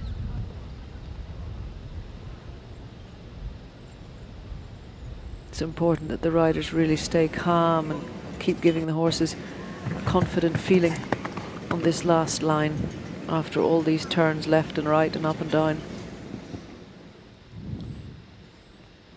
Come on, Giorgio PG. Bucci, one from home. Leave it there, and you've got a chance, and it's going to be a good round at 70.80. And so for Pier Giorgio Bucci, not only does he go into second with the 9-year-old, it's a younger horse there for him, but also that was his only shot at qualifying, so that might well put him in for qualifying too. Really well done from him, because he's got the balance of the sympathy of riding a 9-year-old and giving it a little bit of breathing space compared to maybe something that's a couple of years older, and still having to take a shot at this.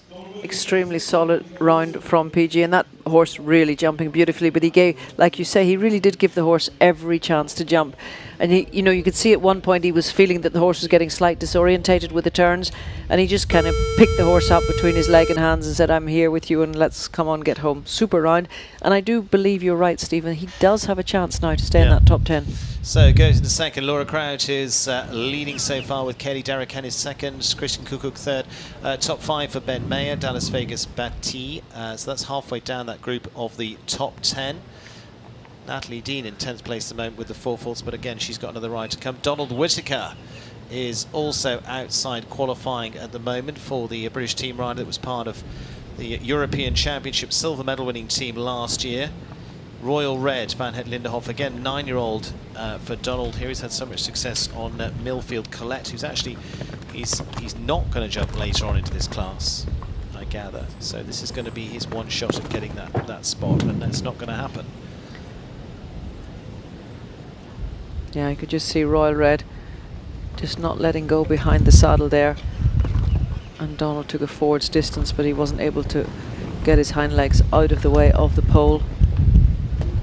And the same thing happening again.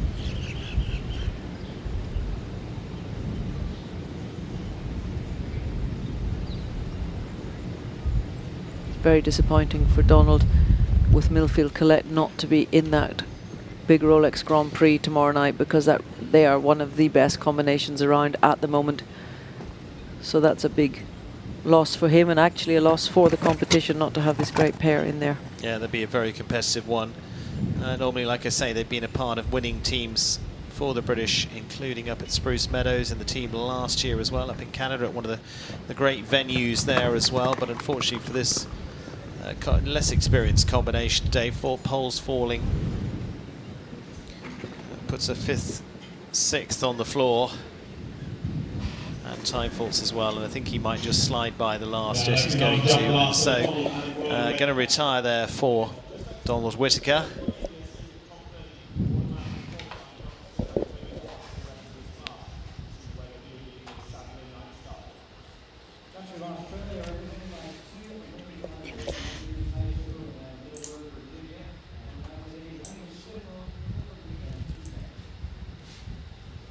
So let's look at Australia again.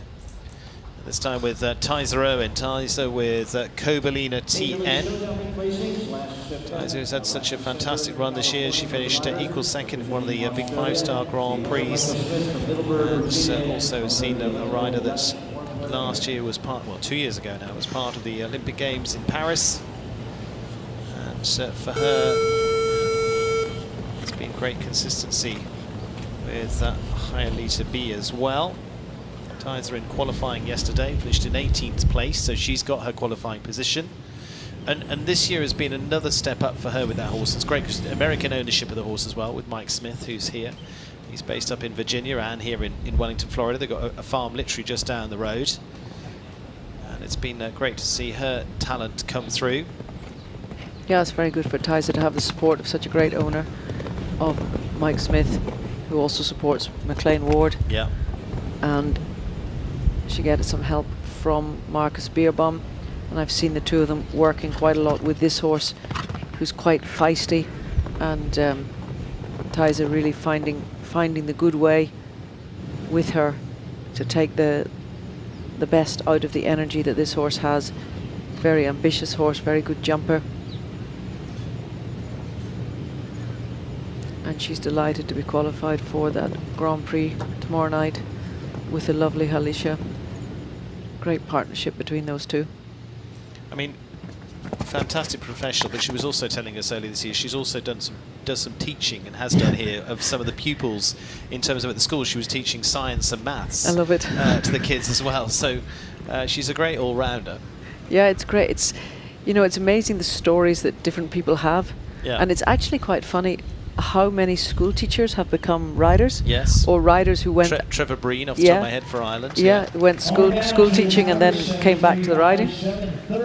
Well, she's staying very well on the riding as well. And Yes. goes clear at 73.57 as she goes into third place there. Tyser Owen, Cobalina TN. Very nicely done. Horse gets a good pat. What did we think of that one, Jess? I think it was great, and it's a sign of the work that she's been doing all season here. Been really working hard, concentrating patiently, and starting to pay off. Very nicely done. So, Tyser Owen, good week at the moment, good season at the moment, in fact, for her. So she goes into third, pushes Ben Mayer down into fourth place. We're keeping an eye on that as well because he is looking for qualification with part of that top 10. So as much as we get excited of seeing those going further up, he's looking, going, whoa, don't want too many above me. He wants to be in that 10. So he's in for tomorrow night. But what's interesting for the ones who were just over the line yesterday, there's quite a few pre-qualifieds in that 10, so it's going to go back to yesterday. But we'll deal with that later. We'll deal with that later. Way too stressy to deal with that now. Cian O'Connor also looking for his qualifying spot. Coolmore Show Jumping's Ulysses. And for Cian, a little bit earlier on, Genghis Khan finishing on 12, so he has got to have a good round here. Yeah, he's changed back into the bit yesterday, was a new combination Hackamore and bit yesterday, and now he's gone back to the bit today. Ulysses, very exuberant jumper and also very fast horse, so Cian has a good chance. Decides to go outside. He's looking for the clear round today.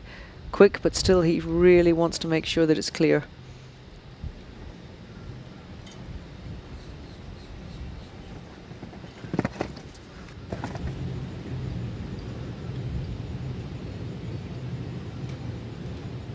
Get this one out of the way. Got it.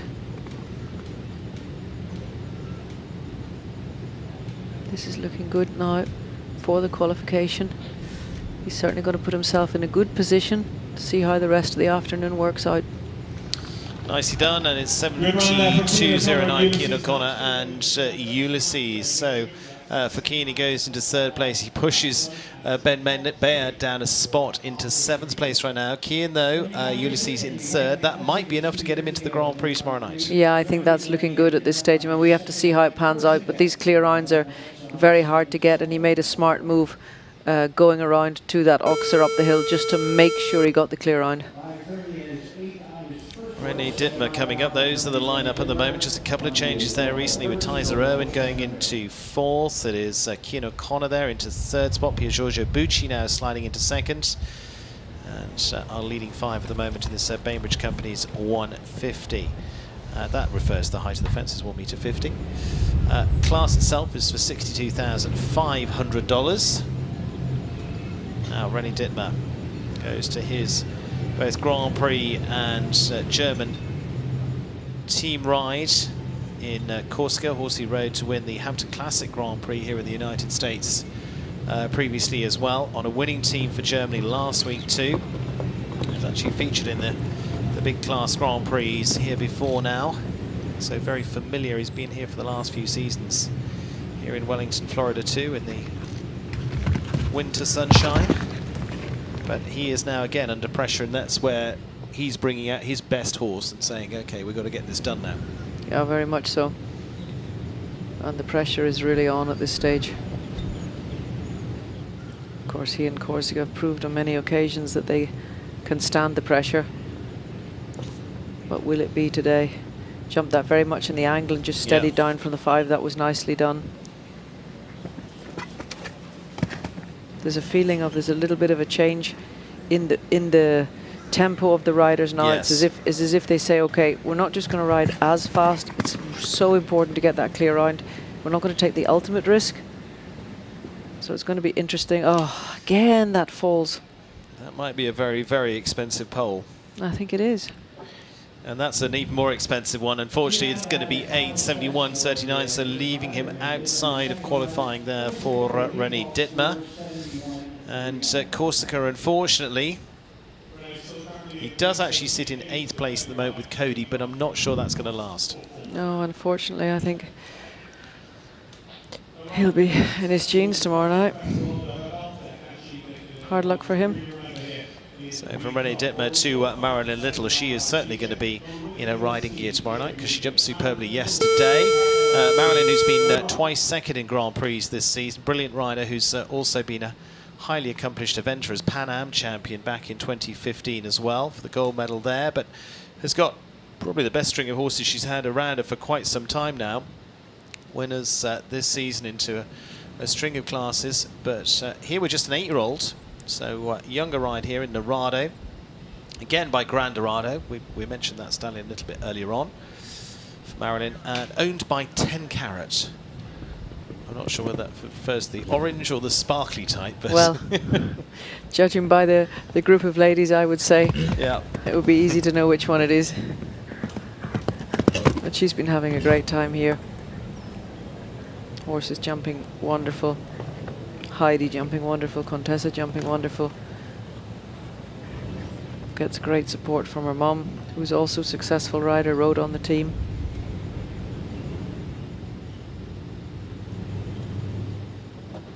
Oh, little rub.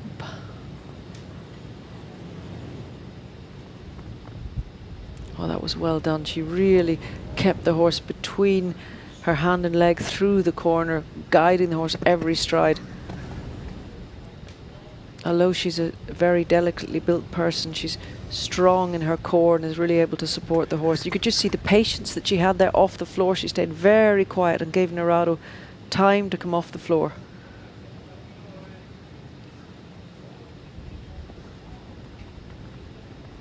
Well done. Very good round, 67.52, very, very good round. It goes into the lead for Narado and Marilyn Little. Now interesting there with just an 8-year-old horse, and that's really when you're just starting to come into this level of competition.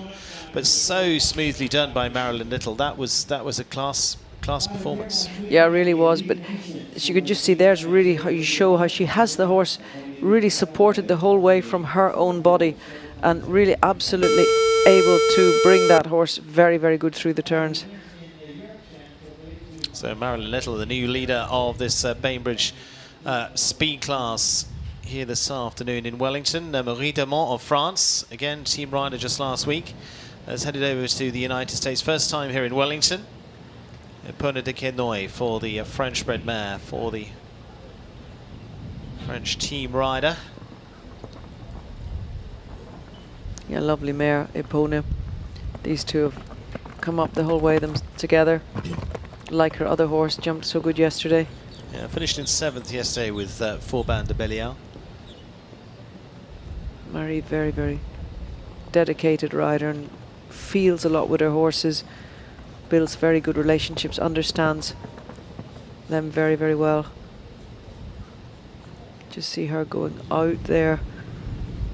She's looking more at the clear round today than anything else, although that was a quick turn. This is actually very competitive.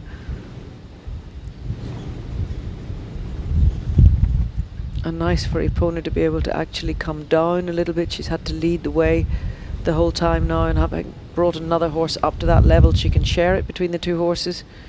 And great for this mare to be able to just jump around what is a relatively easy track for her. And this is a good round.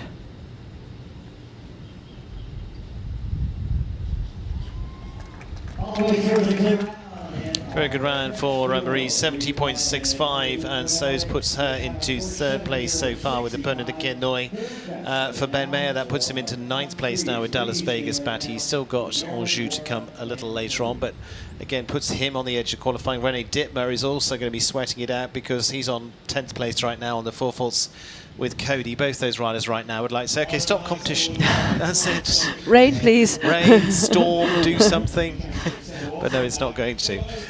So, Marilyn Little is going to lead the way with Narado. Laura Croughton second, Marie Damont there going into 3rd. Stella Wasserman of the USA, the young 21-year-old talent who works with under the eye of McLean Ward.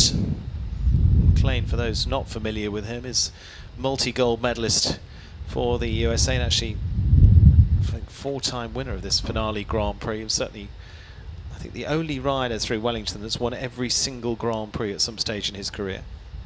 That's quite a good record. Yeah, McLean we'd like to have seen this week, but unfortunately an injury has left him on the sideline for a few weeks, so he's going to be in training mode. Oh, wow, that's a bend. Oh, well, good girl. I mean, she got herself into trouble and she stayed calm, and Precious helped. Well done. Let's hope this stays good for them. She's certainly up on the time at this point.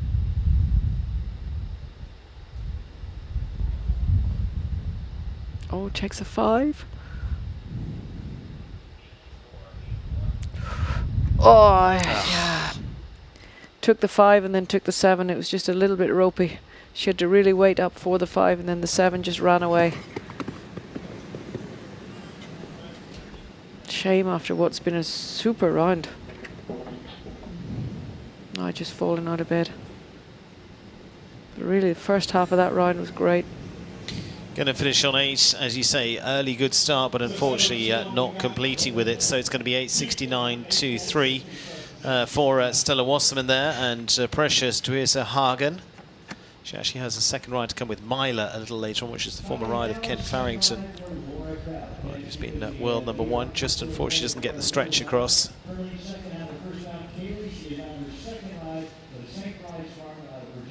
Laura Kraut coming in with a second ride. This time the St Bride's Farms Une Mariposa. Thereby United Touch for the world number 11. Laura again joins the list of a long list of those Grand Prix wins here in Wellington, Florida before now. The great horses that she's jumped from Cedric to Anthem to many, many more, and they still continue. Yeah, incredible how many horses Laura's brought up into the top level of the sport. And she continues herself to be very, very competitive.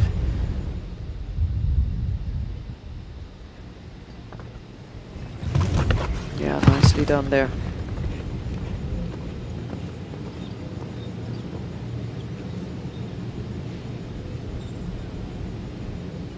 Oh, just gets a little bit tricky there. Shortening, gets it done. Well done, Laura.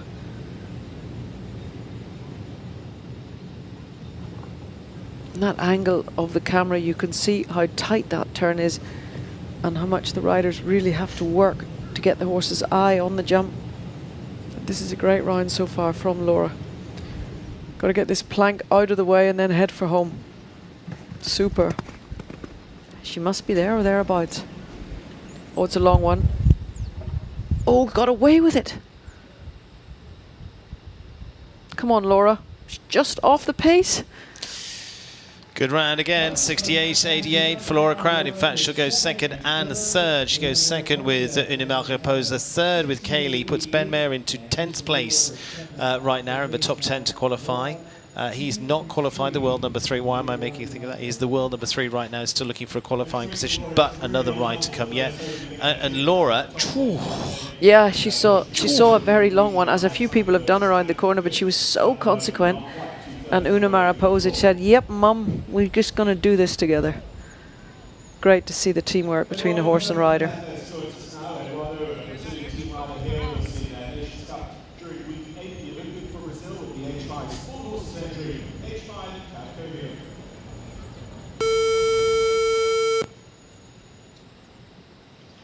So to our next with Laura up in the top few with 2.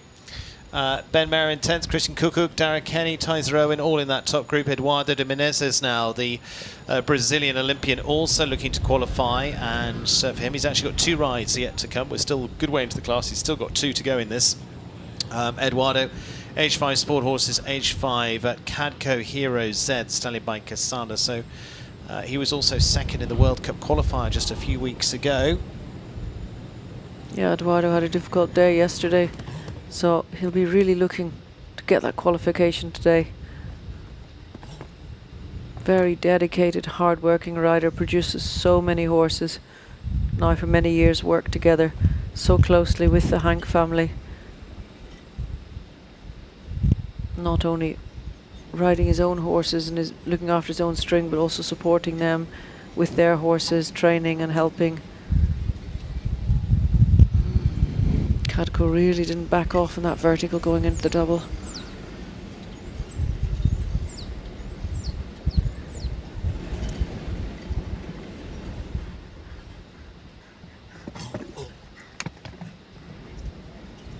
So I say he's still got a second ride to come with Mercentus a little later on. He actually goes late in the order, which again might just, by this point I was going to say, might help a little bit, but you've seen enough now to establish where you want to be. Yeah, I think the competition is starting to hot up now since people sort of took the pressure off and concentrated a little bit more on jumping the clear round. We've started to get some faster clear rounds. Yeah. And it's beginning to hot up, so I think there's a few of them in the top 10. They're safe, but it's close enough. But it's so interesting that we have 2, 3, 4, 5 of the top 10 spots. 6 of the top 10 spots are pre-qualified. Yeah. So that will go back to the original list. So Yeah. 6 people come off the original list. So Yeah. like Elena Haas, Rodrigo Pessoa, that will put them into the list. Yeah. And go from there. I'll be able to tell you what. Yeah, you'll be able, they'll as you go from I mean, there. there's But some smiling people now outside. people like Charlotte Jacobs might Yeah. well get in now as well. But let's take a look at this combination, because this is one of the best in the world right now in terms of Kent Farrington and Greer, pair that took him to world #1 last year, winning the Geneva wonderful round of the Rolex Grand Slam. But not only that, he won 7 5-star Grand Prix last year, majority with this horse as well, and he would dearly love to get his hand on his trophy here. Now here he's already done his job yesterday, got himself qualified, and now can really just give Greer a nice spin around here. Now remember that last year this pair won 2 5-star Grand Prix here in Wellington, and that's a huge accomplishment against the level of competition. Yeah, and Kent is incredibly good at planning his horses for different events, and he's really sparing in how much Greer now comes out and what events he builds her up to.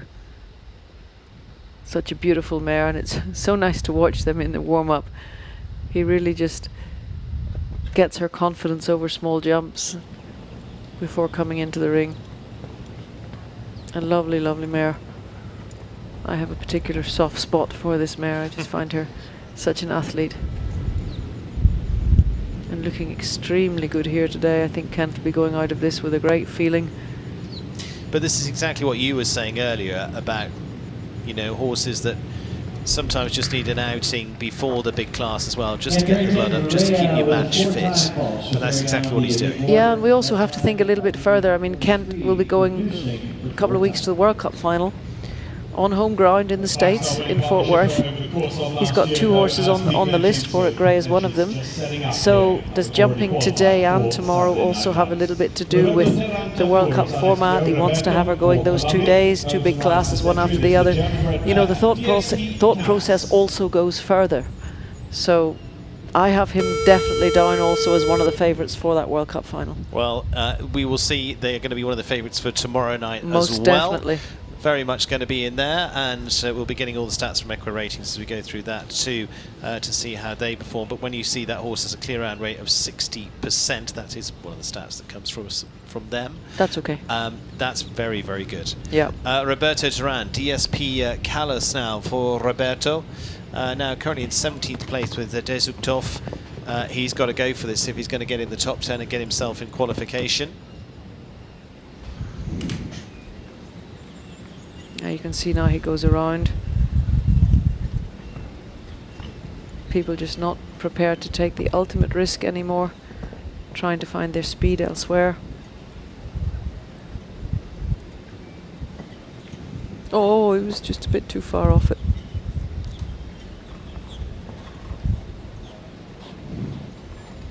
Another one that's going to watch from the VIP tomorrow night.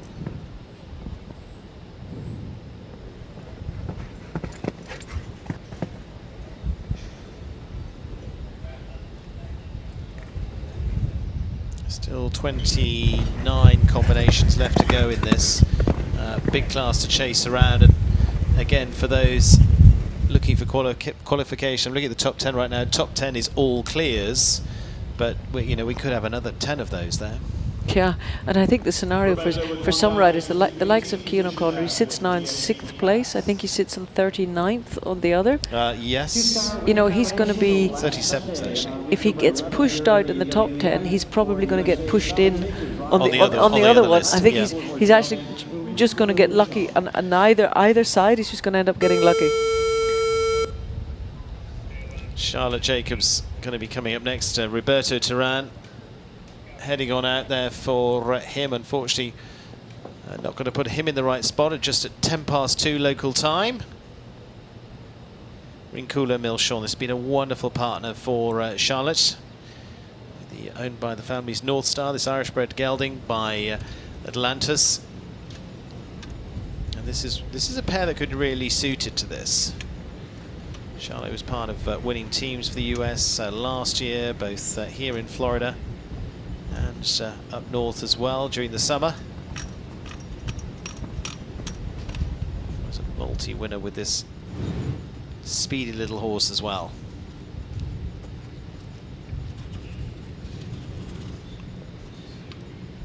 Oh, big jump over number 1.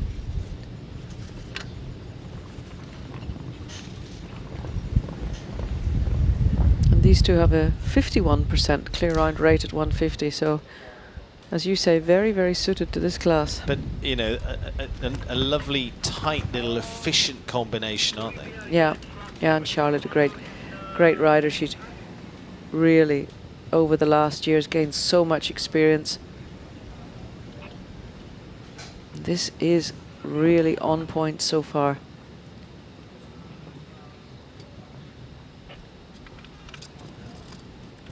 Marilyn Little setting the leading time at 67.52. Shara also looking to qualify for the Grand Prix as well, so she's just going to go in all guns for it, but has the confidence in this horse to go for it too. Oh, this is good so far. She just has to keep him on his feet now. That's it. That's it. Time is very good, Stephen. Yeah, 67.52 is about to go out the window as the leading time. It's going to be 66.88 for Charlotte Jacobs there, Rinculo Milchon, and just motorbikes around. Yeah, that was a fantastic round there from Charlotte, and really the determination, but also the skill with which she and the horse went through the course, had exactly a plan, and I would say they rode their plan to perfection. And deservedly in the lead. Yeah, absolutely well in the lead there for Charlotte Jacobs, ahead of Marilyn Little. 67.52 pushes Ben Mayer out of the top 10, so he's going to be having to fight for qualification with Anjou. Still to come now, like you say, for the likes of Cian O'Connor. He now goes down to 7th. He may well stay there. He may drift out of that top 10 yet, and he then reverts. I have a feeling if he drifts out of the top 10, because there's so many pre-qualified, yeah, he'll probably just get in. It's close. Yeah, because actually in the top 10, I'm just counting, I think there's only 2 of them that are not already qualified, so you're going 8 back down the other way. That's it. Annelies Wolsemans and VDL Kelton. She's actually in 36th position yesterday, so that should hopefully be pushing her into qualification position now. Part of the Belgian team last week too. Yeah, she's certainly going to go very close, but I think a good round here would make her and her partner Jerome Doubledon breathe just a little bit easier. Annelies, also another rider that's been going really well over the last year, jumped some great rounds on the team with Treza Good. Close to that plank, got it done. This lovely Kelton really has come up now also to be a top, oh, she got lucky, top quality horse over the last months. Very patient to the last jump and gets it done.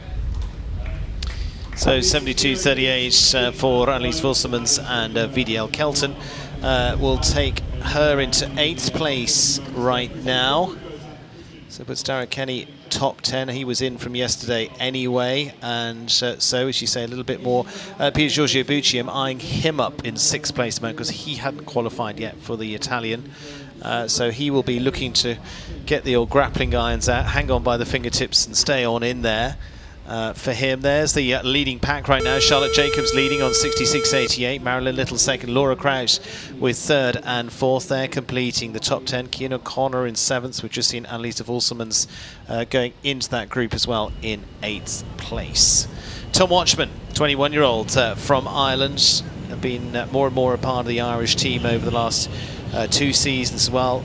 Young talent already, was a young rider, gold medalist too. And for Tom, good chance here. Family steeped in horses, both in racing and in jumping. And Hawaii, I seem to remember him winning a good class on last year. Has certainly got a little bit of a quicker pace to it. Just has a little tap coming out the double. Yeah, that was a shame. He just seemed to try to put a little bit of a bend on the 8 strides there to jump into the corner before the double. Same again here in Hawaii, just getting caught out on the back bar. But Tom is already qualified from yesterday. Yeah, jumped around for the 2-time falls yesterday. Yeah, so he's set up with his wonderful Tabasco to Toxandria to go under the lights tomorrow night. He'll be excited to be part of that Grand Prix, and he has a very good chance. Tabasco in great form.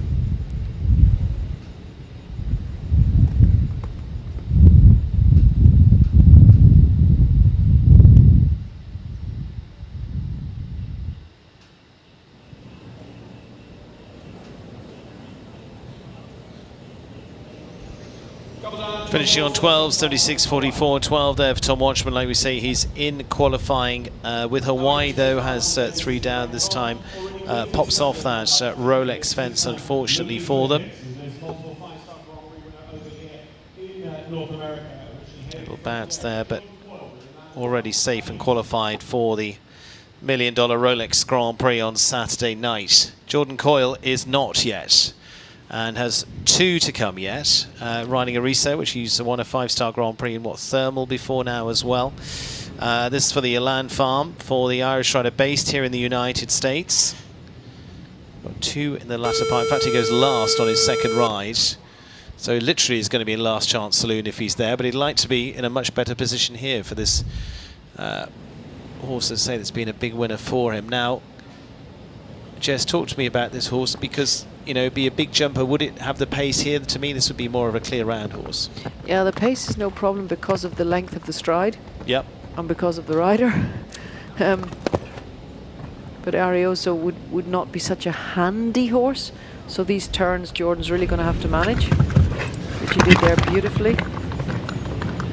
This horse is actually a favourite of Jordan's groom. She loves him to bits. You just see really trying to set him up there. He's not the easiest horse to manage. But Jordan, a rider who rides very much from his feeling. Oh, he's going to have to sort this out. And he's going to have to sort this out. And somehow he does. Now he's going to have to sort himself out. Oh. Well, he's used up all his luck now.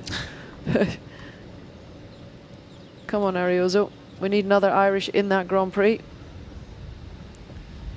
Clear to the last for Jordan Coyle, his first of 2 chances. He might only need 1. 68.62. Jordan Coyle is going to go into third with Ariso there. So I think that will probably keep them okay based on what we've seen so far. Bear in mind, we still have got 20 or so to go in this, but he's also going to be last to go. But like you say, you've just got to sort that out. But he's a very good rider for getting it done under pressure, and not only that, but feeling what he needs to do at the time. Yeah, Jordan really rides with feel. He lets his horses give him the impulse that he feels from, and sometimes you think he's getting into a hairy situation, but then he gets himself out of it.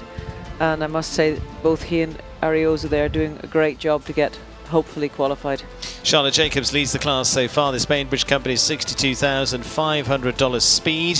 Marilyn Little second. Jordan Coyle there just going into third spot. Laura Crouch in fourth with Una Mariposa. Also features in fifth with Kaylee. Sixth spot to Marie Demont and Epona de Kienoi to make up our top 6. As I say, we're looking closely at the top 10 because we're looking for qualification for tomorrow's $1 million Grand Prix as well. Tyser Irwin in 10th place right now. She is already qualified, but she's nicely in the money here.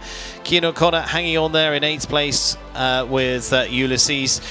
Making up our top dozen there, Dara Kenny and Kenny E in 11th. And 12th is Christian Kukuk and Akaran Tivoli said. We're going to be back in just a few moments' time as we continue coverage here from Wellington, Florida for another exciting Winter Equestrian Festival.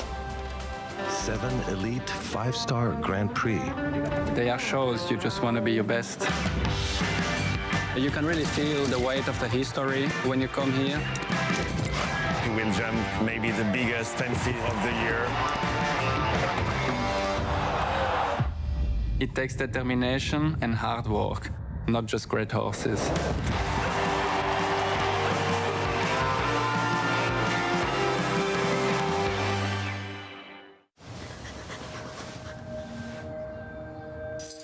It's nice when your days have a rhythm.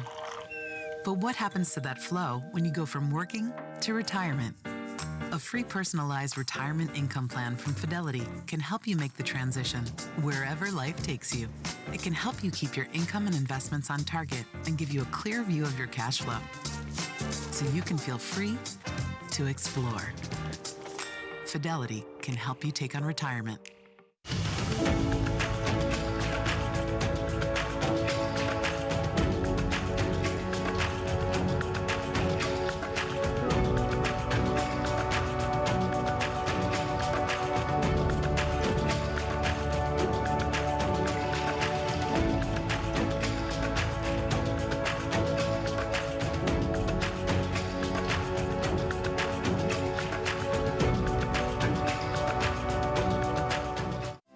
In the equine world, every four-legged friend matters. That's why horse owners and their agents trust Great American, one of the world's leading providers of equine mortality insurance. From the barn to the show ring, we're here to help protect your horse, farm, and future through every stride. With one of the most comprehensive and unique product portfolios in the industry, Great American is more than insurance. We're your ally on the ride.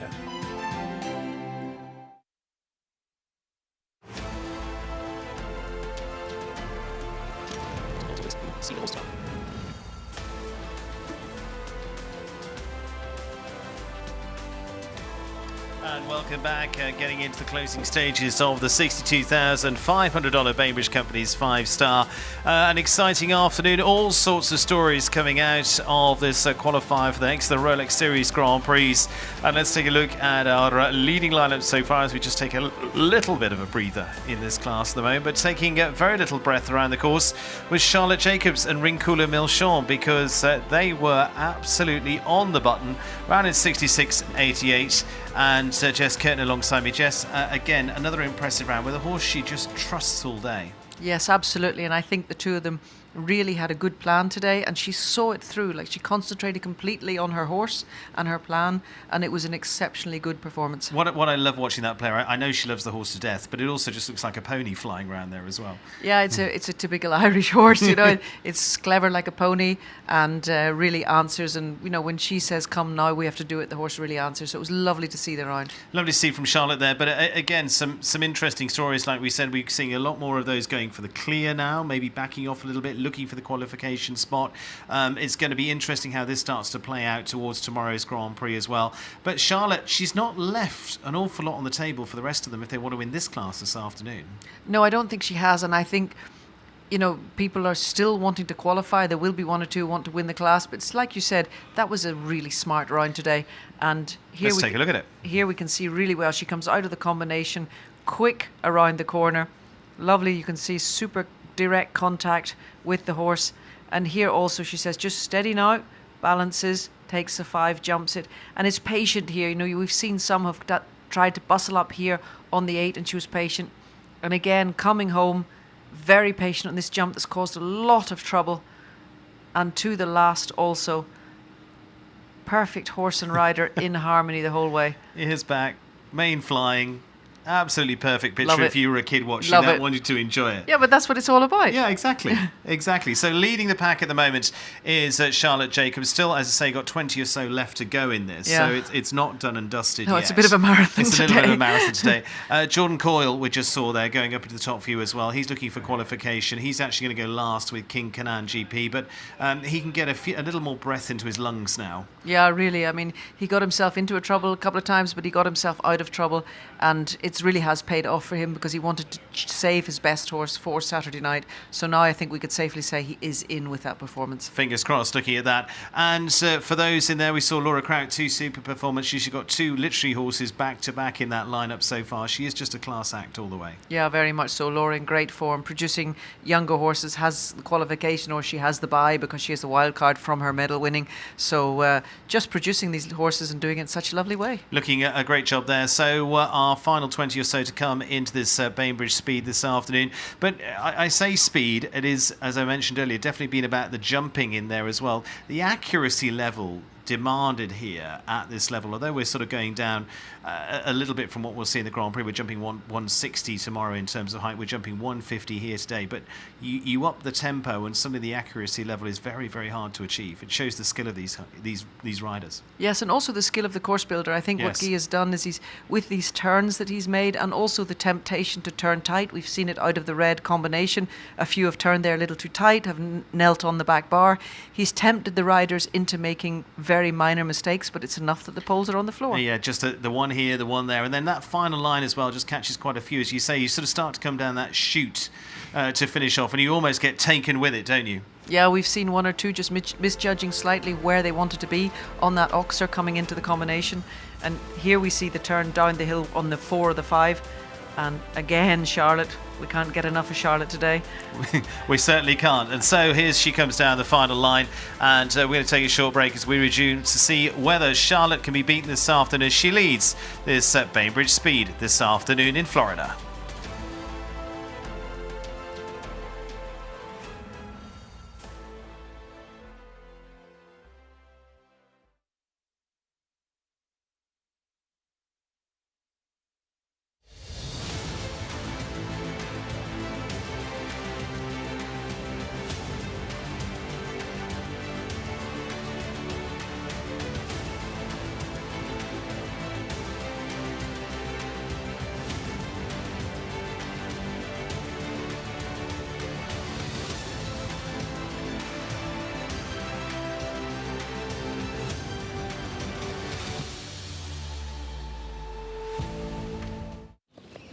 Nobody tells you how quickly they move into your heart, or how quietly they become your whole world. They'll teach you patience without a word, courage without a question. You're not crazy. They just don't know horses like we do.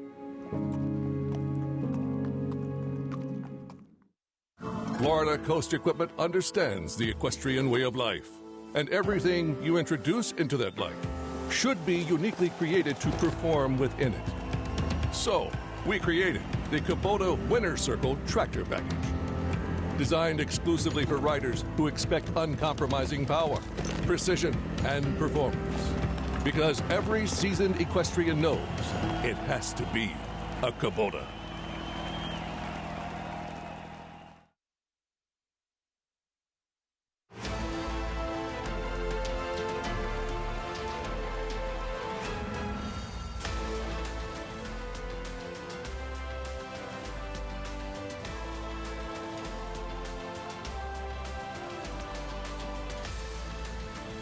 And welcome back. Final stages as the clock ticks away on this amazing run towards the $1 million Rolex Grand Prix here on Saturday night, the US Equestrian Open. Saturday, 7:45. We'll also have our pre-show in the Grand Prix run-up at 6:45 for that as well. So look forward to joining us with the very best in the world doing battle here at Wellington International for the biggest prize fund ever seen here of $1 million.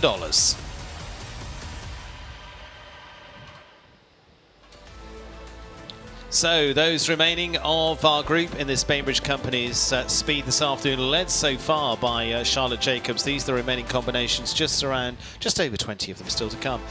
Luis Fernando Rathbel still looking to qualify with the ride for Venezuela. Baroness, go for it. Simple as that. And he will. Roy van Beek of Belgium, similar options for him, or not too many options left for him with Charleston H. Tanaka Rotkin goes on his second ride with Cardoso for Zoe Hanconte and Louis Ellen.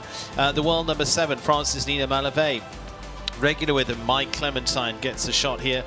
Donald Whitaker down with Milford Collette, but I'm not sure he's going. I think he's a late withdrawal. We'll double check on that one. And then further down, Kyle Tim, Atomica de Sequoia Z for the young Canadian. Lily Keenan comes in with her young horse star, Arkan's winning young horse last year, Chagrin d'Amour. And then further down, it is another run for Dara Kenny, this time with 0K.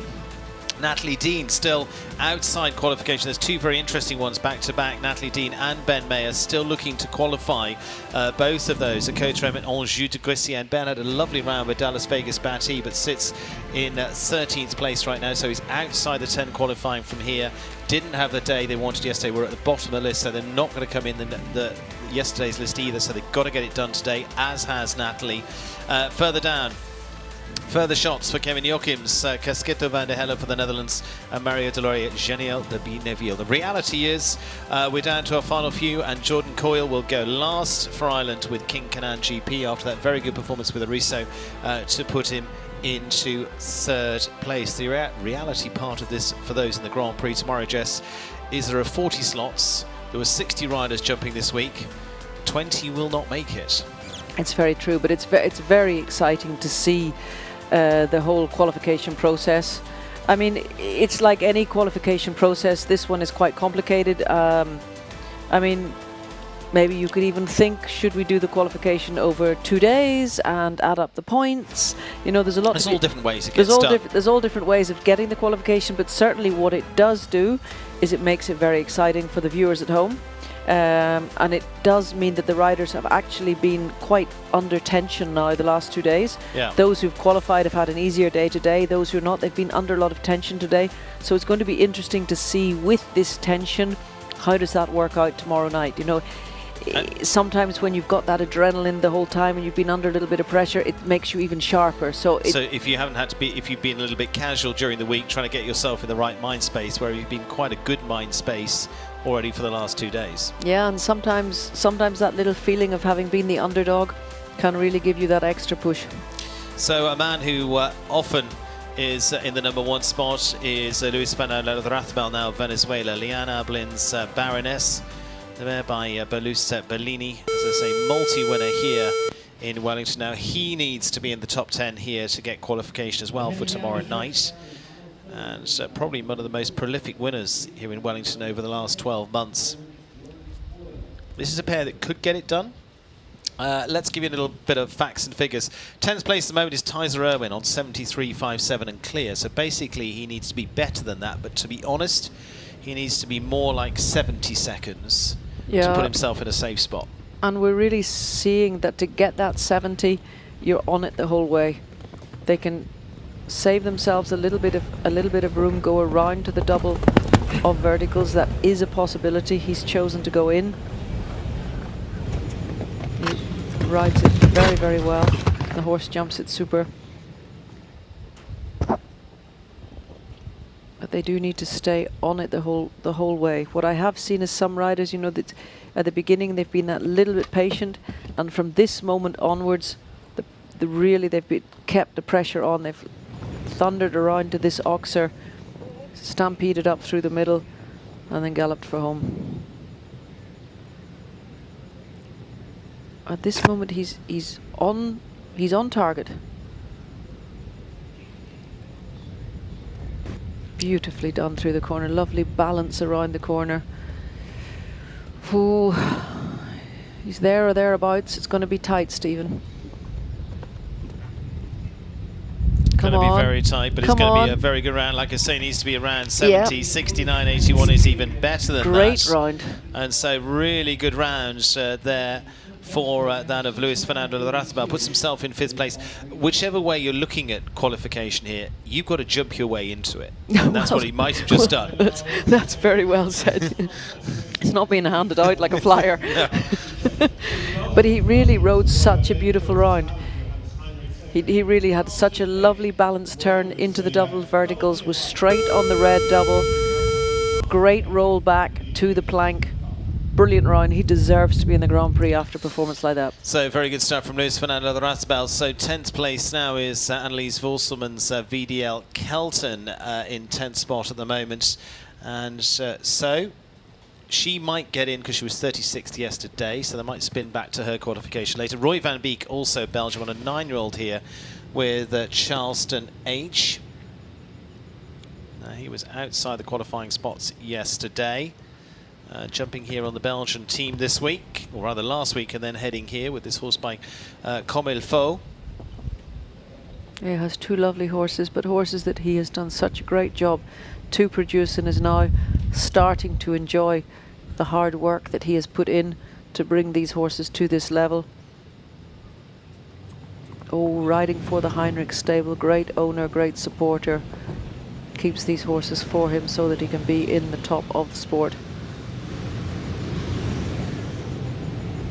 Peter Weinberg, Belgium chef to keep putting great belief in him, and he did deliver last week in Ocala. Oh, flimsy little plank.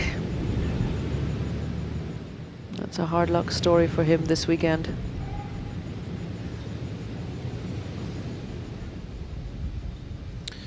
Just going to be on the 4.75.23, so Roy van Beek and Charleston H will bring an end to their campaign with finishing on the 4 for the Belgian rider.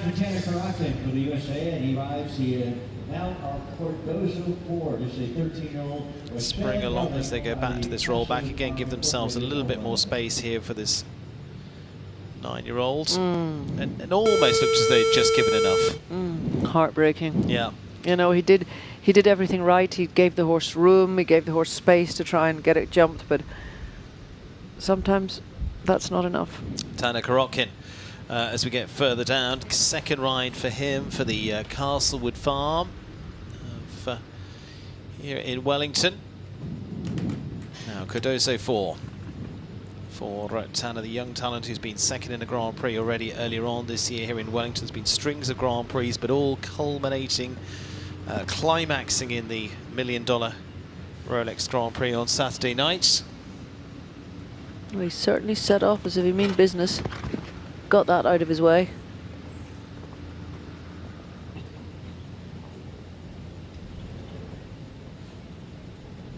Very good course today, built by Guy and his team. Really catching the horses and riders everywhere without any big mistakes. It's quite simply through the turns and the speed. Well, it's accuracy, isn't it? You've got to be absolutely spot on all the way around. Yeah, and for me this is very much about the rideability of the horses. You know, it's not enough when you can count strides and go fast or slow. Here the horses have to be, you know, they have to be supple in their bodies, they have to be straight in their bodies. The riders and the horse have to have a great rhythm together. It's a very demanding course to take at speed, without it being on the dimensions huge and unbelievably wide and impossible distances. A piece of very clever building today. Just on the 12 there, 71.34, and it's 3 down for Tanner Karotkin and Cardozo 4. So for him, unfortunately, as I say, also into the realms of not qualifying the Grand Prix. They're just trying, again, if you just try and take that double a little bit on the angle, just takes them on a shot there that just leaves them coming across it, and again, you're just losing height. That's it. I mean, it's incredible. It makes all the difference. It's just about getting straight to that double.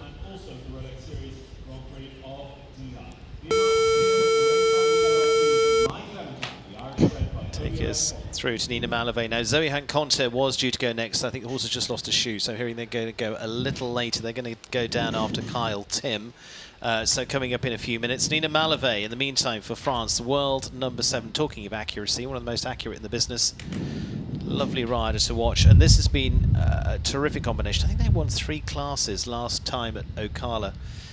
this time last year as well. Not only did that, but she then went on to win classes in Aachen, which is one of the biggest shows in the world, if not the, and also she won in the Rolex Series itself, winning in Brussels as well. She was some great trainers, and from her dad through her career, and wonderful. Yeah, you can just see it's really difficult. And Mike Clementine would be one of the fastest horses in the business, and Nina is a very accurate rider, but even she getting caught out coming through that turn to the double verticals, and now just eases off, takes it steady home. Great example of the young generation in show jumping. And she's up there in the world's top 10. She's been consistently top 5 in the 5-star Grand Prix here this season as well. The consistency she produces is amazing. Yeah, but it was great to see, you know, when she started off, she got a lot of experience jumping in the global tour. Yeah. And you know, that's where she really got her experience in the big classes. And then they started to horse her up with, you know, real top class horses and give her the support that she needed. And you know, with that system, she's really gone through now to be a top class jockey.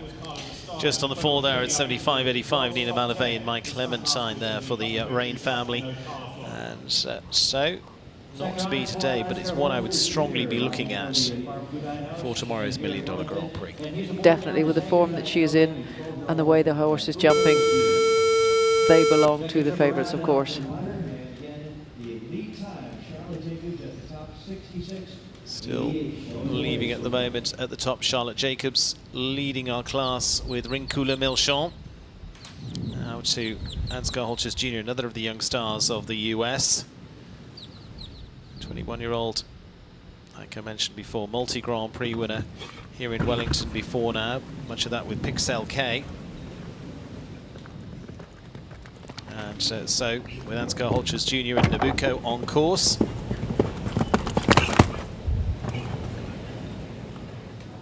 He can produce here. Yeah, he's not rushing too much. He had number 2 down, and I don't really know how that was possible. I heard it fall. I didn't see it fall.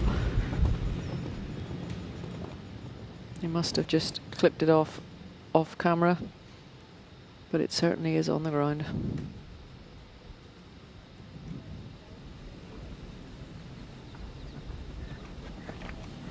Nice to see his trainer Rennie Tebble also. He's got himself back in the saddle here. Was jumping the 2-star Grand Prix qualifier. Nanska was helping him in the warm-up arena.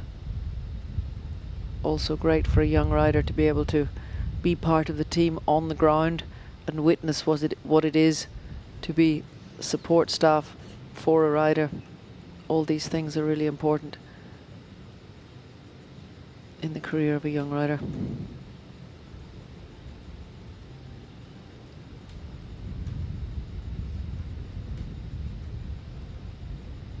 A little bit of time to add there as well. It's going to be 11, so 3 for time, 80.59 for Ansgar Holches Jr.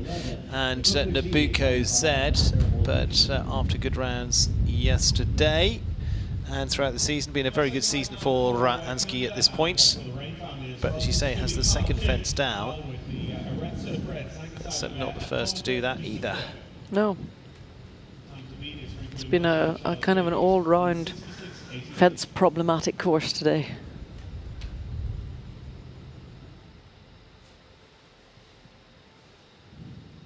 Looks like Zoe Hanconte we're going to now. As I say, just a little bit of a move out of order for her. Louis LN.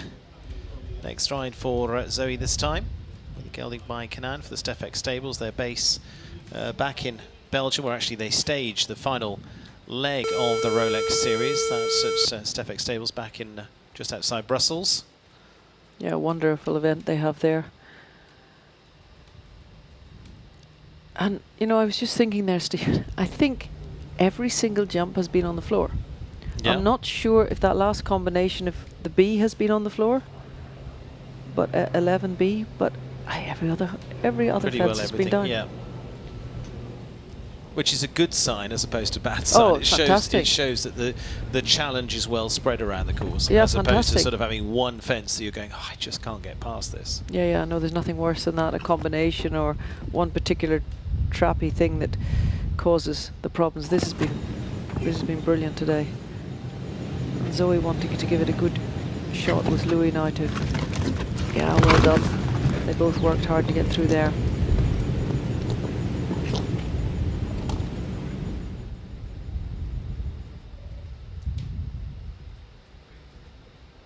Oh, good girl.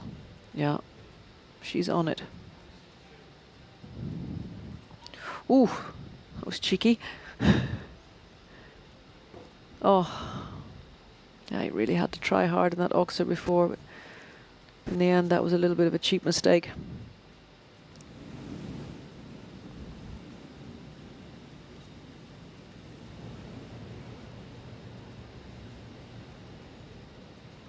Now just slowing down, wanting to bring it home quietly. Good try from Zoe and Louis, but unfortunately not to be theirs today. No, going to finish on the 4 this time, 69.94, just one down for Zoe Hanconte there and Louis L.N. 21st position overall. Charlotte Jacobs staying in the lead with Rincula Milchon, with Roy, as is known in the stable. But gets a really nice cut-up shot over that palm trees. But yeah, but she just really took a lot of risk to the palm trees, and he tried really hard. And then she just tried to rebalance for that flimsy vertical, and it just didn't work out for her. Kyle Tim going to return now for the Canadian. And again, running the Rain family, same owners as Nina Malavet's horse as well, the family from Canada, now in Raleigh in North Carolina. It's this Atomica de Sequoia Z for the rider who's again become a regular part of the Canadian squad based in France. And again, is headed out this season here. Jump really sort of here for the big weeks. He's been sporadically jumping here in a good way. Has been really just feeling out where's the best places to place the horses throughout the season and aiming at the right spots. Not under pressure to be heading out each week. All that sort of competitive run. Yeah, I think that's very important. But I see now that the riders who are really used to doing this circuit have become extremely patient. Yeah. With when their horses compete. And it actually works quite well because everybody has their farms here, and you can literally lead your horses into the FEI barn from your farm if you happen to be one of those ones very, very close. And it's a little easier then sometimes just to leave them at home and say, okay, this weekend we don't ride, or we do national, or another horse is going to come in, or maybe only take one horse international. There's an awful lot of management involved throughout the series.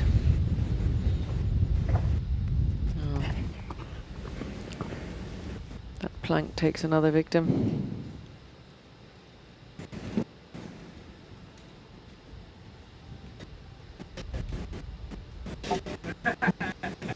Last fence is going to drop as well, so not to beat today. 16 there, 72.72 for Kyle Tim, and Atomica de Sequoia's Z for the Canadian. Unchanged at the top. Jumps the US Equestrian Open fence, no problem. Plank though on the flat cups. Spent a good bit of time on the sand this afternoon.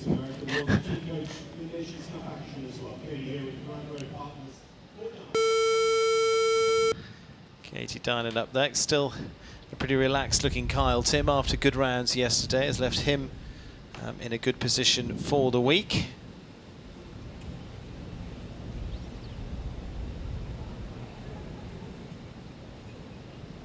For Katie Dinan, Grant Road Partners of New York, so Cordani PS. Katie 19th yesterday, so she's in for tomorrow night's big Grand Prix, so pressure off for that. She can take a good run here. Kyle Tim, just a reminder, he was 24th yesterday, so he's also in. Yeah, Katie, good run with her. Lovely out of the blue yesterday, and this Cordani also coming to be a very nice ride for Katie.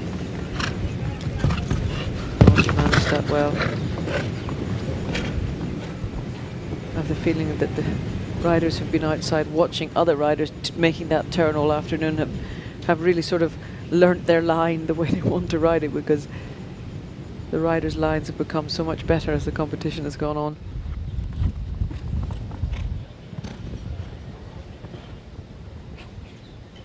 Oh, there's a competitive ride so far from Katie. Steadies down to jump this oxer.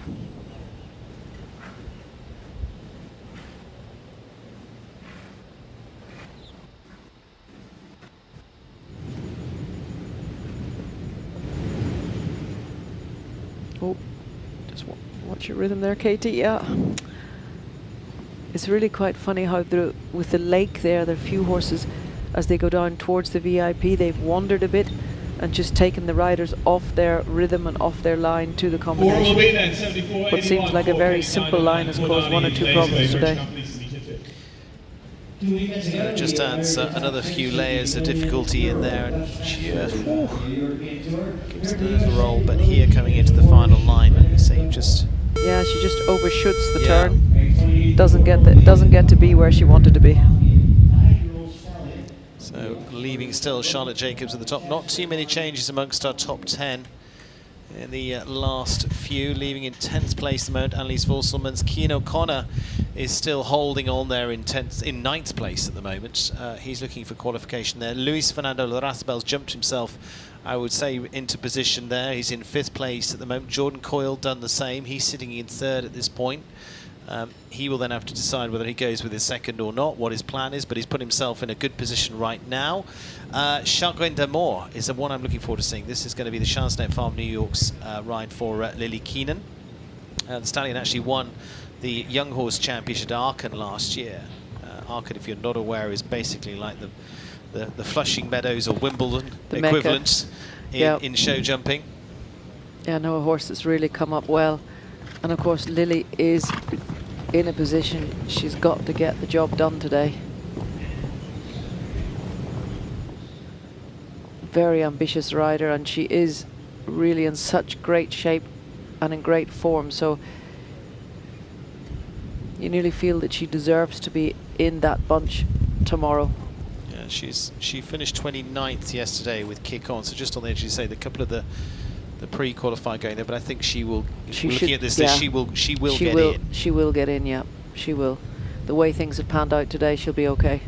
But well, good that it's like that. But this horse jumping a very, very nice round. Silly little mistake there on the plank, but what a lovely jumper he is. Just on the floor, looking forward to seeing more of that horse, and it is going to be the 9-year-old Chagrin d'Amour and Lily Keenan. A lot to love about that horse, and we'll look forward to seeing how their development continues this year.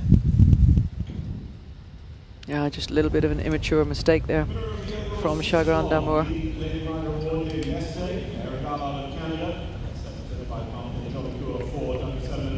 Gives a good patch. And he deserves it. Yeah. He jumped lovely. Now, Erin Ballard. This, Stephen, is Erin Ballard. This is Erin Ballard. I've got it right. I've got it right this time. Riding for Alain Ferder. And De Fleur Santa Rosa, stallion by Der Sanat for the Canadian Olympian. Now, Erin on to her 2nd ride here.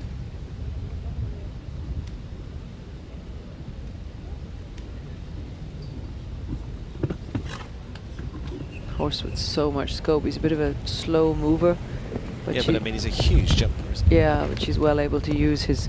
She uses it to her advantage.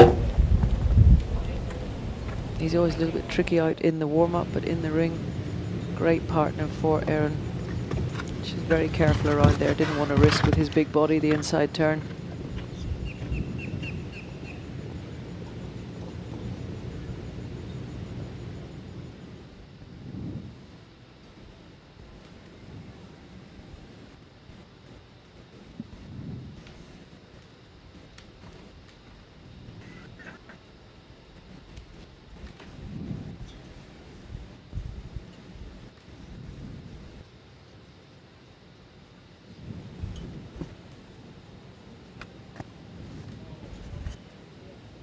Again, giving a little bit more space back to this plank as well.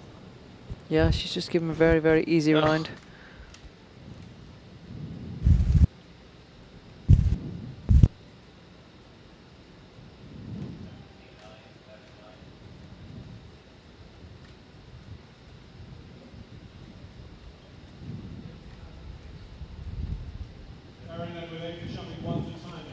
So they're going to finish on a total of 9. Going to be a little bit of time to add to that as well.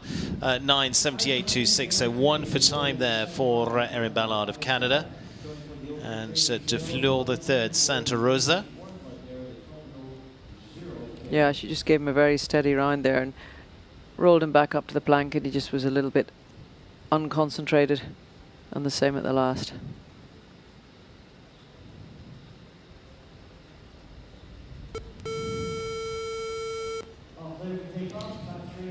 So coming into, what, 13 left to go into this Bainbridge Speed this afternoon. A couple of key rounds coming up as well in terms of qualification. Ben Mayer coming up, Natalie Dean looking for their qualifying spots there as well. Dara Kenny, he's safe, but he's not safe for the rest of the competitors here because he might be quite quick on this one around. The Irish Olympian, Irish star, already 5-star Grand Prix winner this season. He'll certainly be trying. Had some good results with 0.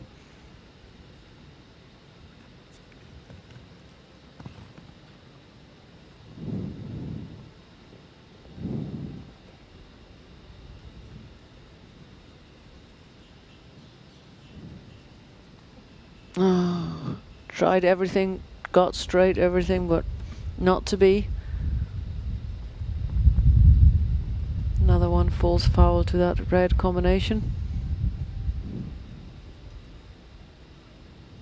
So Charlotte Jacobs remaining in the lead. Another one to drop there, which is surprising for this pair, actually. Yeah, but it's the end of the season, you know, and some of the horses at the end of the season here, they've been in this ring many times, and they're looking for a new home now. Looking for a change of scenery, as many of us are. Yeah, he just calls it a day. Just say, okay. This horse has nothing to prove. No, absolutely true. Been a Grand Prix winner here before now with Dara 0K. Has produced 1, 2, 3, 4, many results here. Certainly not 0K though. Heading on out early on with Dara Kenny as they decide to retire. We'll see Dara back for the Grand Prix tomorrow. Looking back here at the red double. Yeah, maybe just a little bit closer than he would want to be there.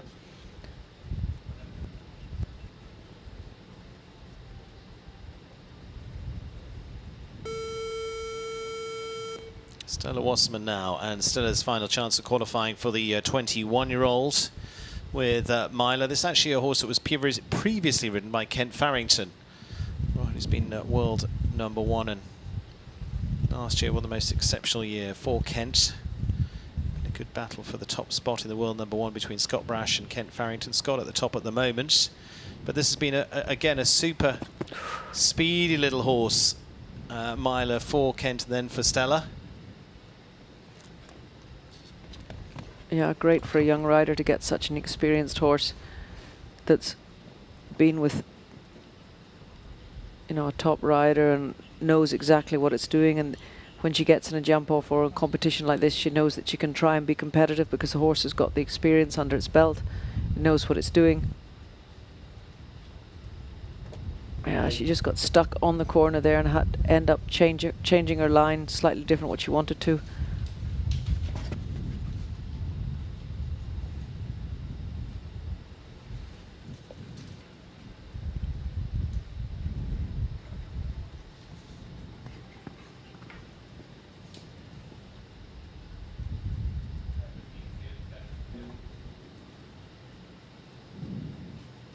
Been unfortunate for Stella today. She had both horses. She tried to have a good go, but in the end it didn't work out.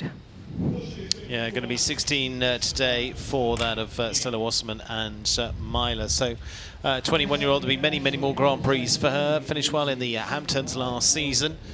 And so Myla heading away with, what, 16 there. Leaves us 11 left to go. Jordan Coyle now withdrawn as well on King Canaan at the end there, confirmed on my score sheet, so he's not going to go down the end. Lisa Bros will be last to go of the class. Charlotte Jacobs and Roy Rincula Milchon still leading the class at the moment, 70.14. So it's going to take a brave man or woman to beat them. Some big rounds coming up in a moment with this one amongst them, Abdul Saeed, Wathan Calvaro as they look to go for a qualifying spot for Abdel, who's, I mentioned earlier, probably one of the most global riders in terms of talent and wins. Now he is coming up trying to qualify, as is Natalie Dean, as is Ben Mayer over our next few here as well.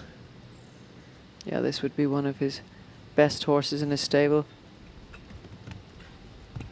Has found great support now from the Wathman team.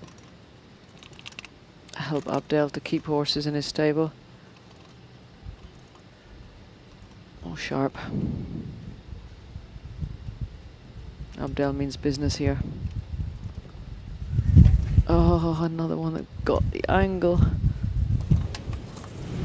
Unbelievable how difficult these turns have been for the riders today.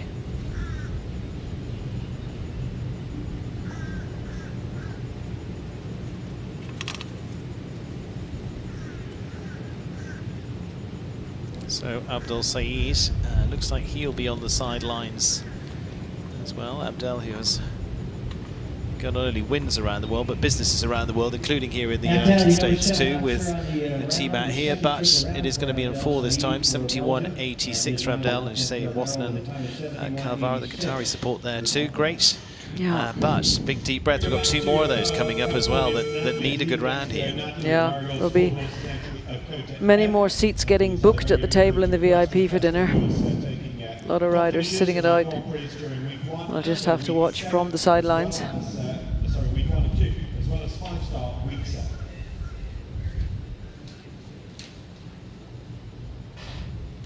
So, speaking of which, Natalie Dean now.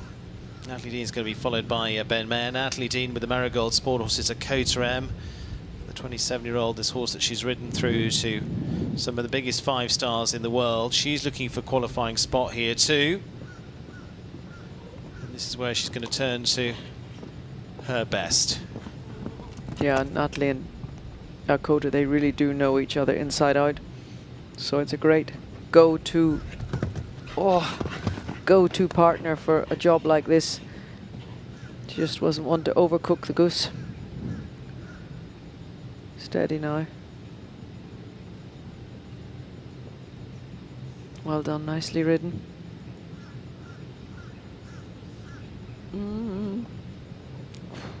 Kota really giving everything for Natalie today.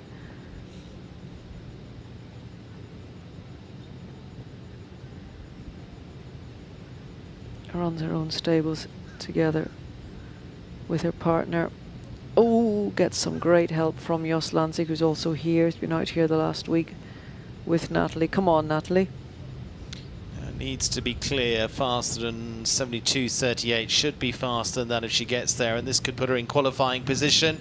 It's the round she needs at the right time, 69.31, so Nat Dean goes into 5th place. That should put her in. 9 left to go, so you've got a little bit of breath to go yet, because you've got quite a strong 9 left.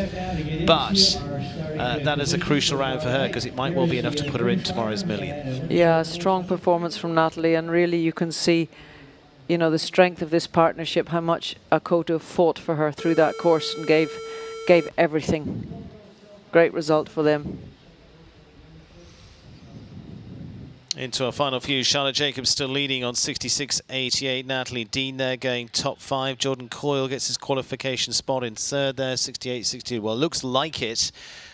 This man needs to get his now. This is into the last chance with one of his best riders as well, the 3-time Olympic gold medalist Ben Mayer, Anjou de Grécien, the world number 3 right now. Charlotte Roster and Pamela Wright, the American-owned horse. Been owning a number of his leading horses over the last few years, including his individual Olympic gold medal winning horse, an Explosion. Now he knows he needs to be clear and fast than 72.1, which is Keane O'Connor right now. Yeah, pressure is on. Horse that's won World Cups and Grand Prix. Key first, he's got to leave them all up.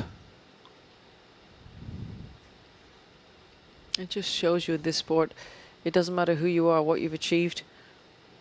At the end of the day, it's only about the performance that you give today.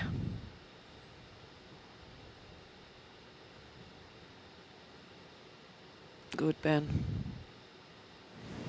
Also nicely done. Horse landed a little bit in the heap and he said, oh, steady, steady. Get this plank out of the way. Ooh. Good. Are we going to have superstar Ben Mayer in that Rolex Grand Prix? One from home. He's got to be fast enough as well. He's got to need to be about 70 mark, and they should just about get there 69, 61. What about that for timing? Goes into 6th place, Ben Mayer. I would say books his place into the Grand Prix in the last chance saloon there, but however you do it, you do it. Strong performance there. Very strong. But again, you as a rider looking at that, you have got to be mentally strong at that point, haven't you? Because any sign of nerves, and it's not going to happen. Yeah, you have to be mentally strong and you have to be able to dig deep. There's a kind of a feeling inside you where you have to be able to go there. You have to go to the gutter. Yeah. You've got to really go there and scrape deep and yes, stay calm, but you've got to just somehow find it. And again, where you get to that point, something's not quite right, not suddenly let the nerves take over, you go, you just gotta stay calm and get it done. It's a funny feeling. Being able to get there is also a little bit of the, you read various athletes, they say, oh, this or that or whatever.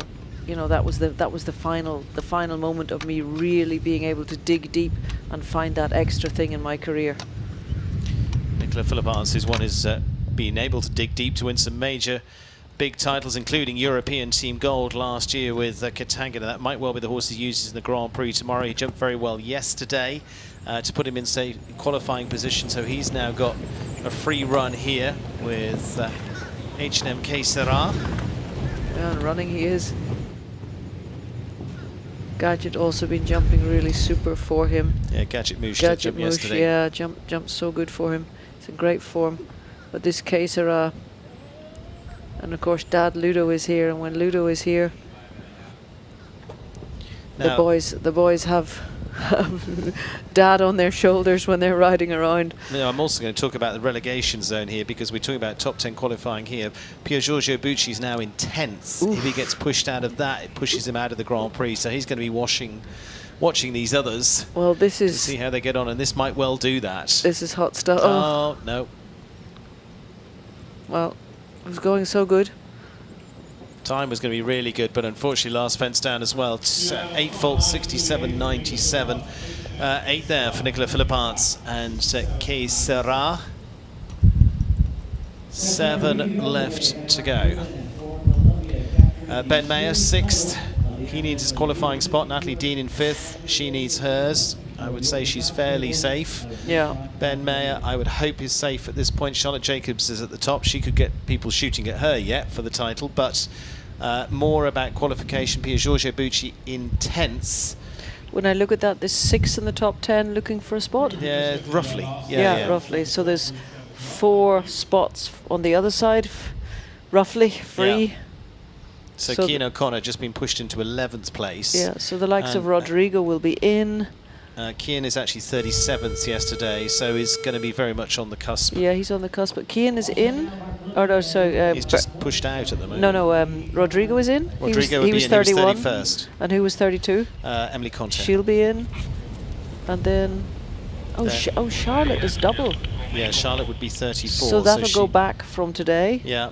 So then it'll go down. Oh, it's very interesting. Very interesting. Let's watch this one, because this one might change things yet, because it's Mark Blumen and Ubiluk won a brilliant MS qualifier here a few weeks ago. He's had an amazing season. He actually won the series for the MS series that concluded here last week as well, with a great battle with his cousin Daniel as well. He's had a super run. He was 2nd in the Modon Grand Prix to McLean Ward on Landon, but he also outside the qualifying at the moment. Yeah, he's had such a good round yesterday, and just that one mistake on the lovely Landon, that was tough for him. Oh, he's taking a risk now. Got away with it. Oh, got away with it again. Yeah, the knock-on effect. Once you start running into trouble, it catches you. Ah, and he's so disappointed, he's just going to stop. You could just see he was so gutted. Not to be. So Mark Blumen deciding to retire with Ubeluk. But you could see there the pressure he'd put himself under as soon as he had the mistake. He was just finished.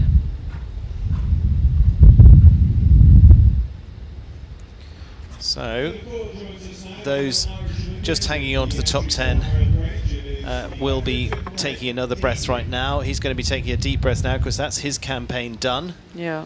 For Mark Blumen, unfortunately, but it's an amazing season. He's had one of his best, well, not one of, the best season he's had ever here. Yeah, definitely.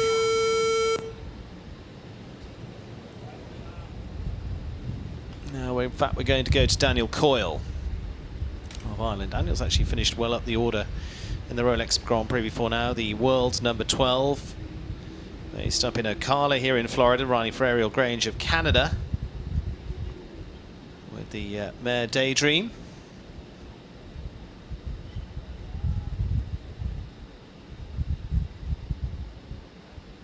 Now Daniel Coyle 28th yesterday with Incredible, so he's in. Yeah.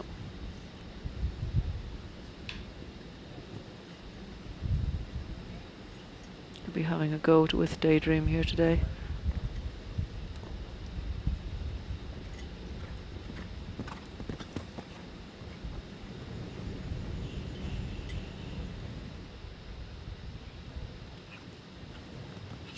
Yeah, really nice through there. Daydream, a horse with a lot of talent.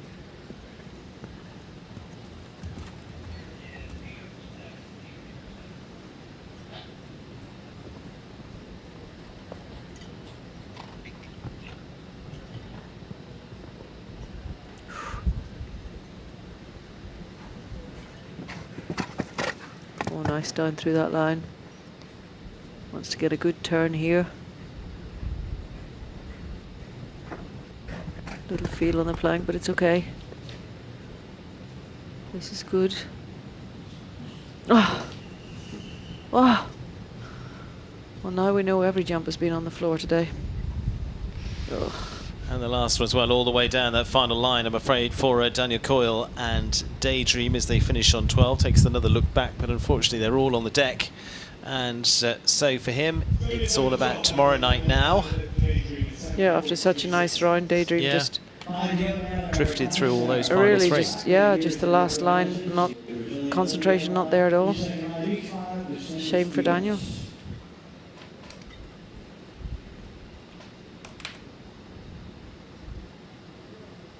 So leaves us, what, 5 left to go. Looking for his qualifying spot now is Eduardo de Menezes of Brazil. The H5 Sport Horses, H5 Mocentus PS.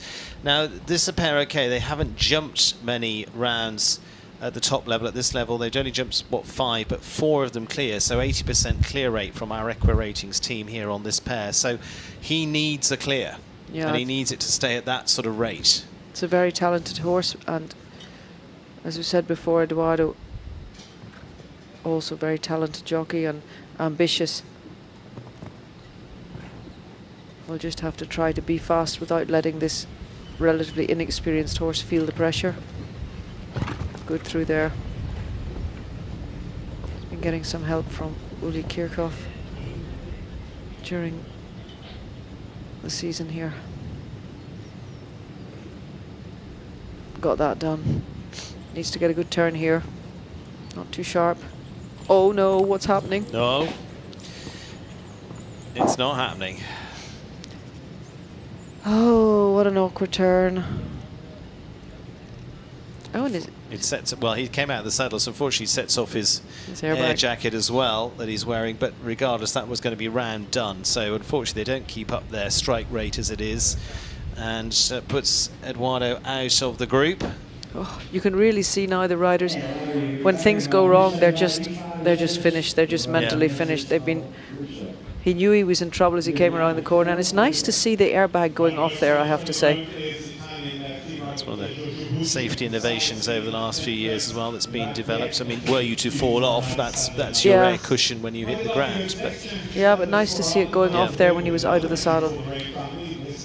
So into our final few. But as you say, you've reached a point, it's very, very different here in Wellington and the Florida circuit, because you're in here for 3-4 months, whatever it is, and you're building towards essentially this one Grand Prix.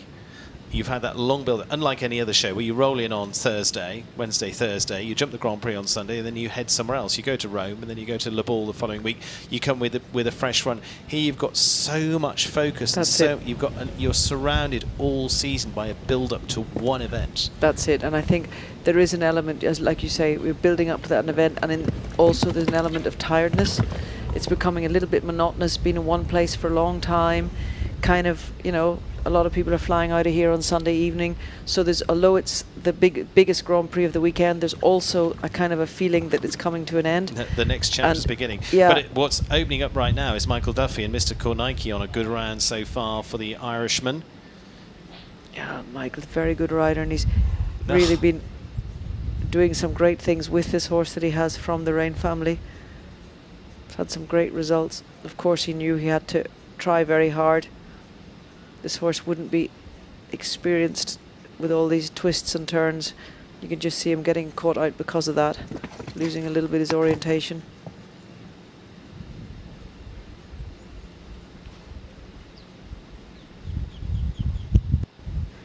On the 8 as they take on the plank. 3 left to come. So again, I start to look at those qualification spots. And with only 3 left to come, that means Natalie Dean, Ben Mayer, Jordan Coyle. They get to all calls safe. Yeah, impressive. Very impressive that they were able to really dig deep and do that today. Pier Giorgio Bucci is hanging on by his fingernails right now in 10th place, because if he loses that 10th place, he doesn't go in the Grand Prix. So if someone beats him, he's just got to wait and watch now with his fingers over his eyes, and each one he's seeing with a fence down on the other side of the fence, he's going, okay, fine. Yeah, I know, it's terrible how your sportsmanship goes out the window at that stage of the competition. Drops the rail there at the Palm Beach fence. 3 left to go.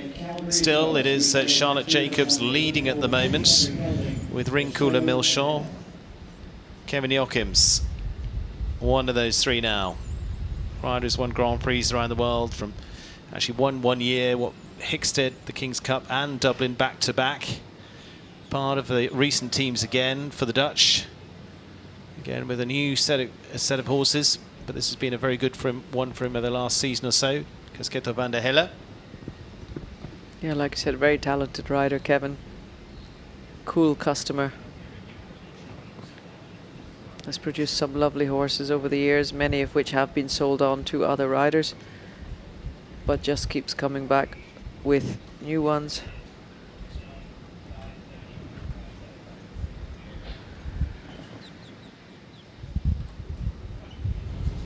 Good campaign so far. Really steadying down for the double. Gets it. Gets it. Has to watch this turn now. A little bit careful here. Nice shot. Oh, changes his mind halfway. Gets away with it. Keep calm. Good. Could really see how he was balancing Casquito the whole way down through there.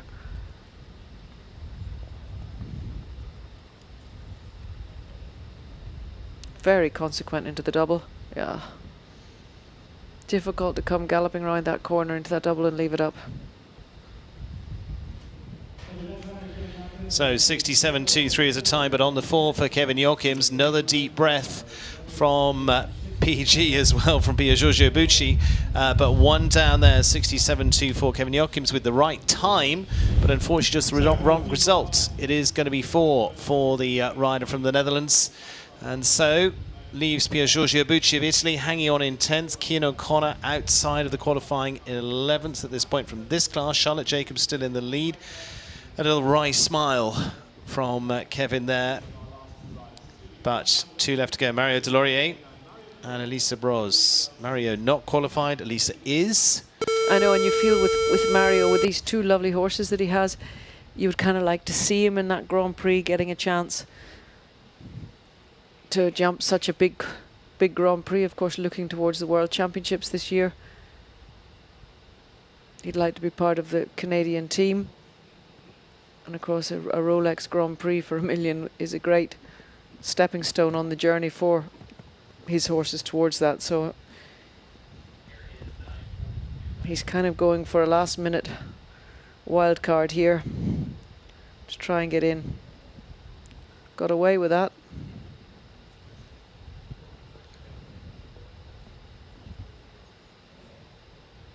It feels very cruel.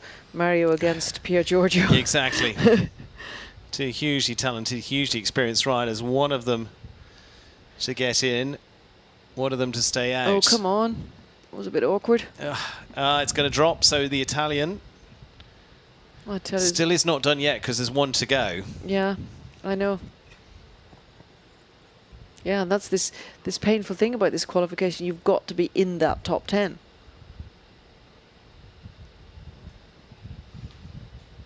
So disappointment for Mario. His horses have jumped well here, just hasn't been able to perform on these 2 days the way he would have liked to.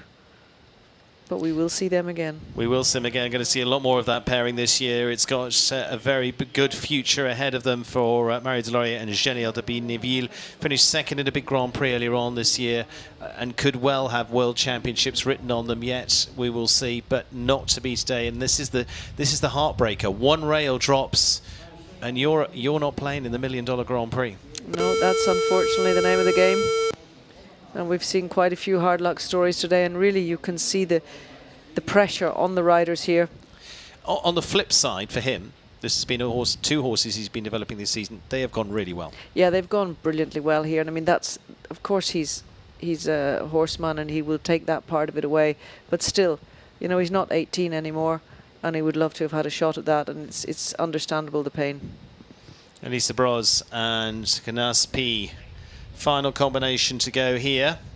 Oh, come on. Taking a run here, and again, if they get up there, they're already qualified, but would push Pier Giorgio Bucci out of the top 10. But the young Californian is not going to be that generous. She's after Charlotte Jacobs at the top at 66.88. Yeah, she's very competitive so far. She's given herself a bit of room here around the corner. Yeah. Nope, gone. So PG's in. Be passed all round this evening. So he gets to breathe. Elisa Bros is going to be in there anyway. So now the counting starts. It's going to be a couple hours of suspense for a few people. Just that one fence down, but really jumping a good round here. Eliza, hard luck for her.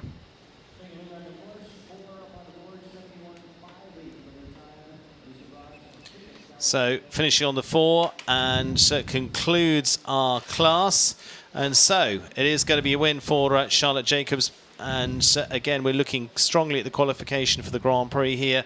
Turner Pier drops a pole and means that Pier Giorgio Bucci, the Italian, gets his place in tomorrow's Grand Prix as well. Charlotte Jacobs, superb performance with Rincula Milchamp finishing in #1 spot. Marilyn Little going second, with Narado is third. For Jordan Coyle, also gets his qualification with Ariso.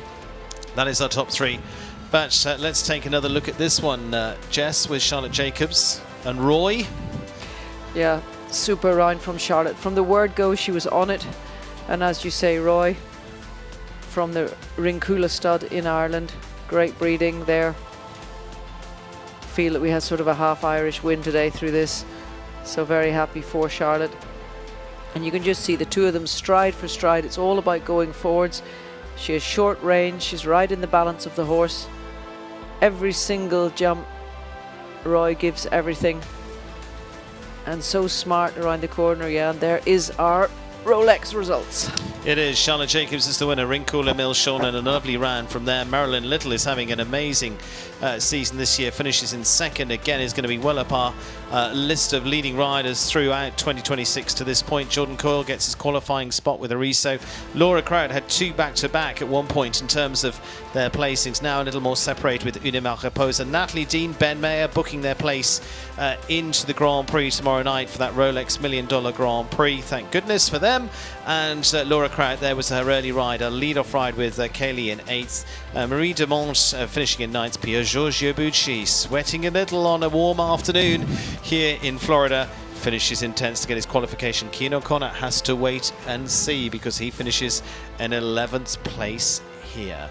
beautiful conditions. We're going to be back tomorrow. As we said, it is going to be lead up from 6:45 with the pre-game show, the lead up to the Grand Prix, and also into the Grand Prix itself into the evening as well. That's Rolex US Equestrian Open Grand Prix. $1 million on the line is going to make it very, very exciting indeed. That's going to be a nighttime event. Lights, cameras, action, all of that to come. We will know now who our group are. It'll just be a few minutes away. All our team will be calculating, rechecking with riders, who's riding what, all of that coming together. And we are going to take a look at the head-to-head shortly. But in the meantime, they're bringing out Charlotte Jacobs to receive her winner's award as a winner of today's 5-star from Bainbridge. Thanks to Bainbridge once again, to Richard Schechter and team. Wonderful company in multifamily real estate with bases across the country, from here in Wellington through to Washington, D.C. and various other spots around the US as well. A real leader in their field and one of our leading supporters here at Wellington. Coming forward, Charlotte Jacobs with a photo, and congratulations.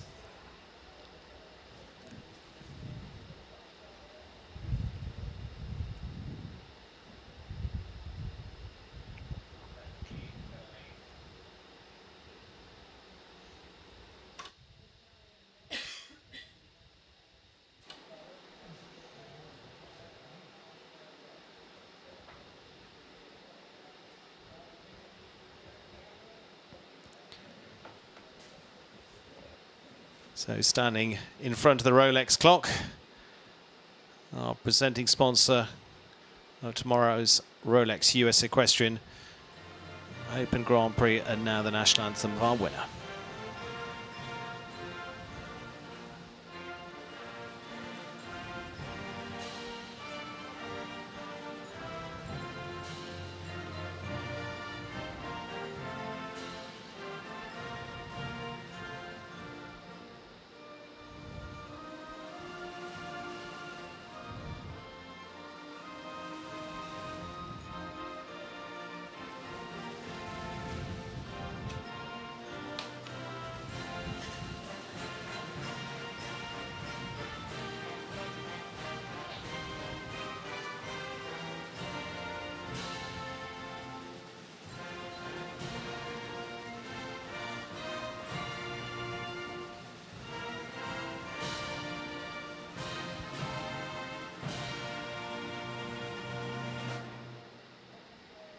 Well, very well done. Super victory here, and all the shape put around what is going to be coming up tomorrow for that Rolex Grand Prix, and it is nearly all set to run into that for tomorrow too. So exciting stuff to come. Good conclusion to today, but it's just a prelude to what is going to be the big one here on Saturday night. Just getting alongside me throughout those and through our Grand Prix tomorrow. Looking forward to that. Really interesting with the qualifying. Those that needed to, if you like, the big names in there, really pulled it out of the bag here. We saw Ben Mayer, Natalie Dean pull it out when it was really necessary. Pier Giorgio Bucci of the pros that really got it done. Yeah, gutsy performances, and you know, it's as you said, they had to keep their cool and get the job done, but they really found in the depths. They find that little extra something, and that's what you need to do. And their horses, I mean, when you see the horses, they really performed for them. They listened to their riders and performed today. It was great fun to watch the competition. It was lovely to see the pressure and how the riders performed and the horses performed underneath the pressure. And well done to the course builders for a really exciting competition. So all part of the Rolex Series as well. As saying, going to be the starting stage of the Rolex Series coming up here tomorrow night for that Rolex US Equestrian Open Grand Prix. It's just the start of what will take the Rolex team around Europe as well after that, from the beautiful spots of Rome and Dinard, Falsterbo, Dublin, of course, who could forget that, with a cool pint of Guinness, and then finishing up into, of course, Brussels as well, the final stages. Let's take a look, though, at those cool combinations here, a head-to-head between our top two. Of course, Charlotte Jacobs finishing as our winning combination. Marilyn Little in second with Narado, which, if you're looking at your screen, Marilyn is on the right. Yeah, and it was a great female showdown.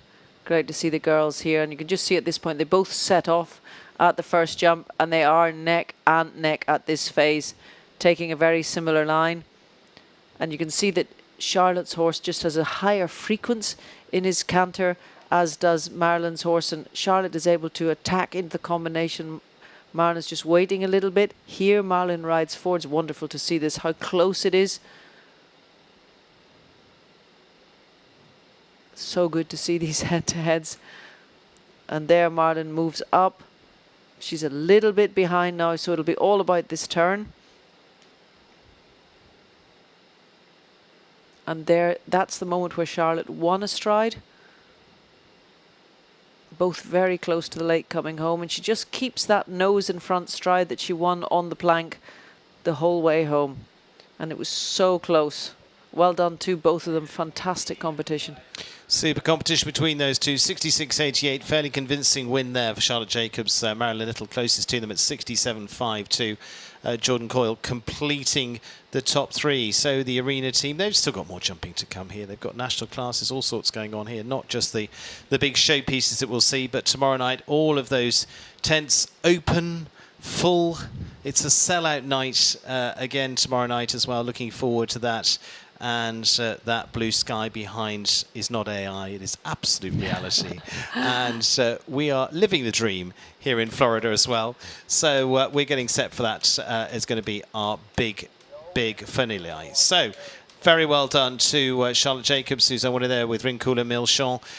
You and I will be going away from here, have a little scratch of our heads and thinking who are going to be our favourites for tomorrow's Grand Prix as well. We're going to be picking up a rundown of who is going to be taking part in that as well. Very well done to all our riders here today. Super result for Charlotte Jacobs. Jess, thank you very much to you. Look forward to seeing you tomorrow night. Thank you, Stephen. It's been an awful lot of fun, and I can't wait to get the start list. Looking forward to it. So we've been talking about it lots. It is on the horizon. The climax of the season is coming. It is going to be the Rolex US Equestrian Open Grand Prix. My thanks alongside has been Jessica Curtin. I'm Stephen Wild. So long for now from Wellington International, where Charlotte Jacobs and Rincoula Milchon bring it home for the USA in today's $62,000 wonderful lineup for that Bainbridge Speed. All games airing on the ESPN networks that stream live and archived on the ESPN app. This has been a presentation of Wellington International and ESPN.